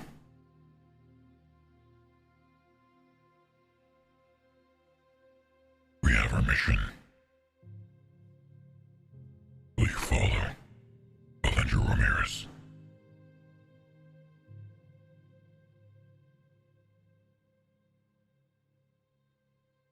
Sorry, did he say that would I follow? He did.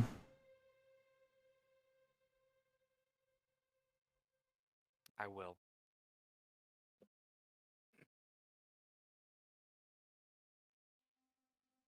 Notify your father that you have learned of Sivithar's fate. He will help you guide with your mother and prepare for the oncoming threat. Their next attack will be from the west, the ocean. And if what Theo's map says is true,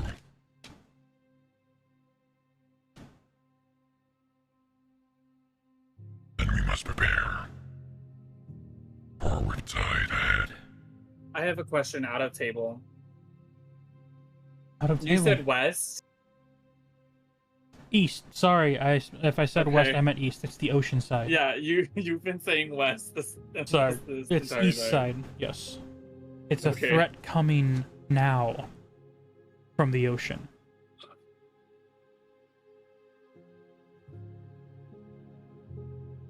Kind of just in a low tone. Valenja, my weakest spot. How fun. But with your companions, you have already defeated one. Trust in each other.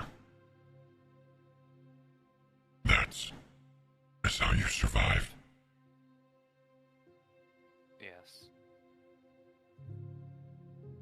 As Captain Gopal puts his hand on your shoulders in respect, looks over to the lake. My king, Belanger Ramirez will answer the call.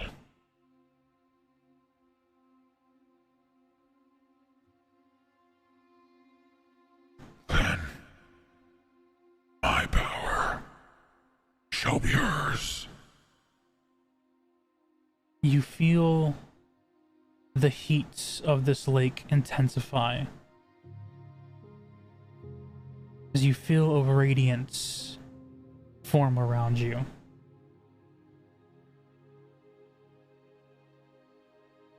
Valindra, whenever you fire your crossbow on a target that has been marked with your hunter's mark, your crossbow can deal extra radiant damage. Is it just my crossbows? It's whatever weapon you wield, Okay. but the target has to be marked with your Has hunter's to be mark. marked with Hunter's mark.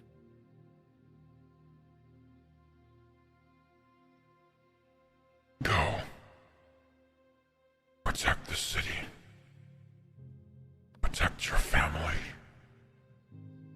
Protect what we love. And you feel the heat of this lake begin to cool. The top layer of the river almost turn into that lava-like crust, still alive underneath, but I guess in a sense tired.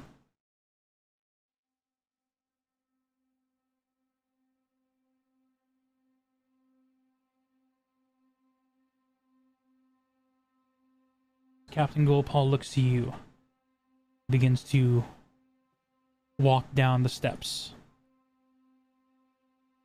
Valenja will give a quick bow to the Molten of Lake before following after. As you follow him out to the front entrance to save time, Captain Gopal doesn't say a thing. Do you say anything to him as you head back up the stairs to the upper city?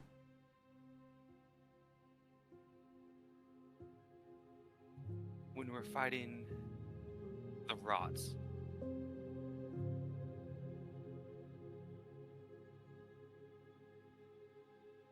we learned that it had been away from its domain for an amount of time. We broke busy infiltrating our city. It found a way in. It did, but it also, from not being in its domain, may have been weakened.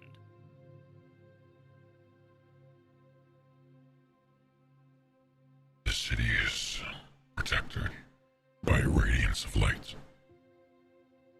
Creatures that mean to do it harm, if not strong enough, would immediately be destroyed. But the hags are immune because of the deal that our king made.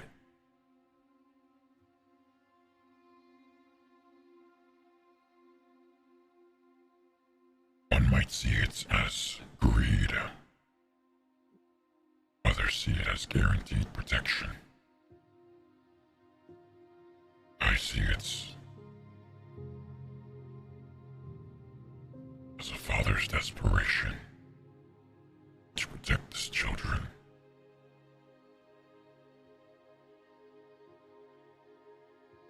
It is the same reason why I made the deal. To save Delphi.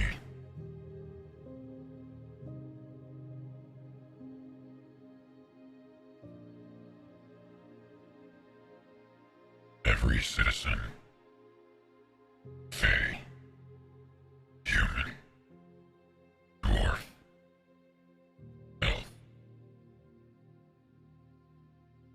dragon,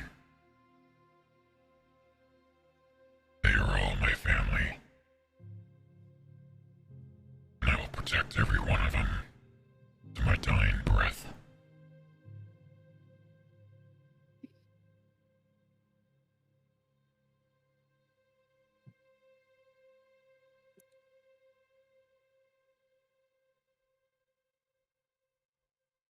Marching up the stairs,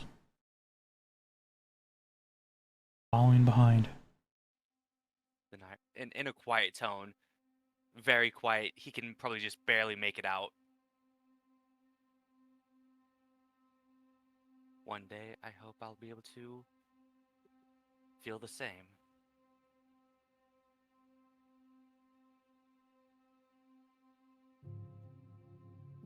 Continuing to walk, but you see there is a sight of acknowledgement.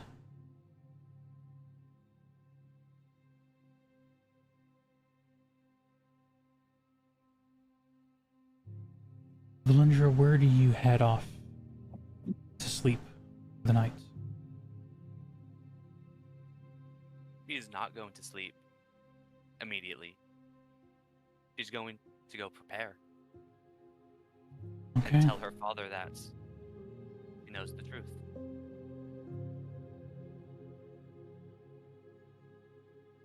Timothy, Yes. Theo, if allowed, will continue to carry you He's very much from the so noble district all the way back to the woods. very much so allowed.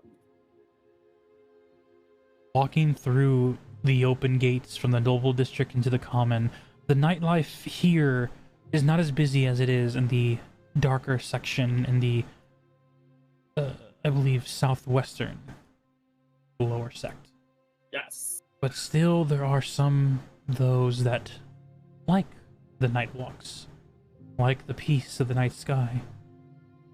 Some Fae, some human. But all attention brought on a sight that they don't believe they've seen. For in this night sky, is human being carried by a dragon that's a very bright silver. The side that Theo was hiding, dampening, has emerged enough where his scales are just a little too bright to be played off as silver.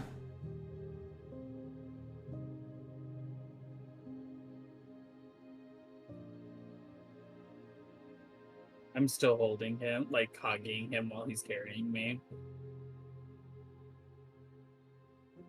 As the respectful murmurs go through the crowd,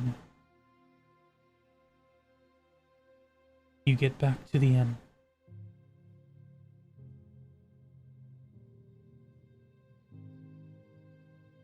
As you get to I mean, he's not wrong, but we'll see that for later.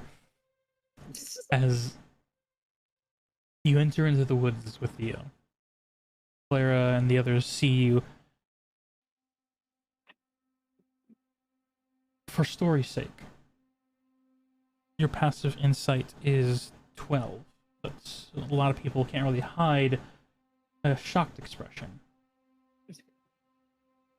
Clara's expression is a shock of knowledge. It's almost as if she knew who Theo was, and a surprise that he is showing himself. Not just to you, probably anyone he passed by, and other patrons of the wood. And as you look at the other woods member, their shocked expression of seeing what they believed, a silver dragonborn, glowing ever so brighter.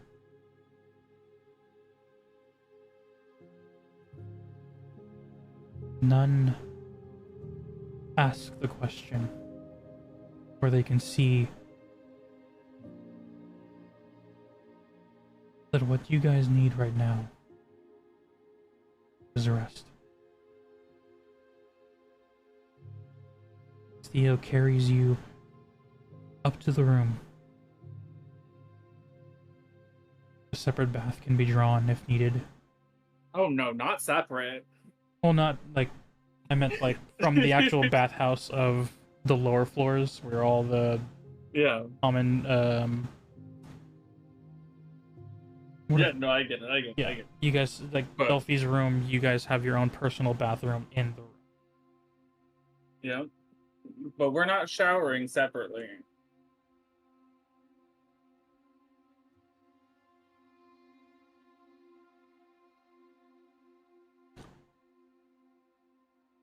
I will give you the choice of a performance or just straight charisma. I'm going straight charisma. Going straight. I got a natural 20.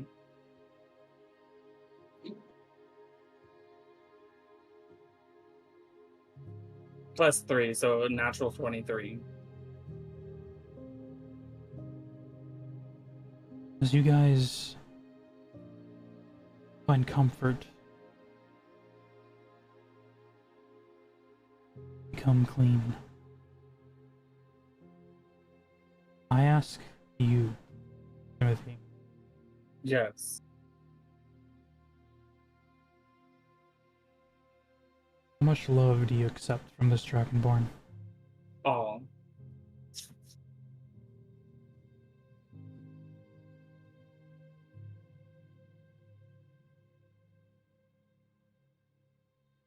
As the moon is high,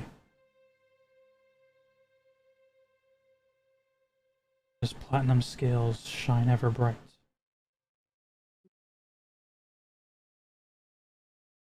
a night of passion is yours to have, if you wish. Yes. Yes. Yes is the answer.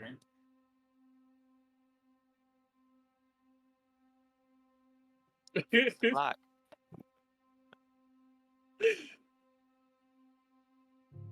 As a night of warm embrace happens in the woods, as we drift away from the closed curtain call, into the night sky,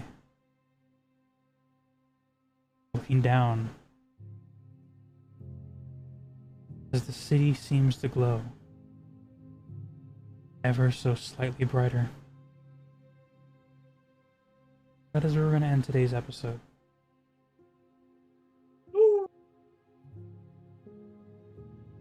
It's a good place to end. Very. When we come back, for both players and for our viewers, we're going to be having our players plan for a 3-day preparation and or relaxation time skip. I will be talking with my players to see what they would like to do for those 3 days. If there's any parts that need to be role played out, we can pre-plan them, not scripted, but planned to move through them a lot smoother.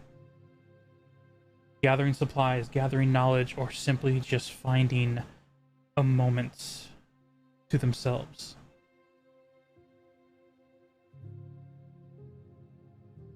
Before tides come in. Question, Josh? Is it a question for the stream? No. Ladies and gentlemen, if you enjoyed this video, hit the like and subscribe button down below. Hit the bell notifications to know when we hop on, because these videos are uploaded when I can get to them. These stories are not ones you're going to want to miss. See you all in the next video. Good night.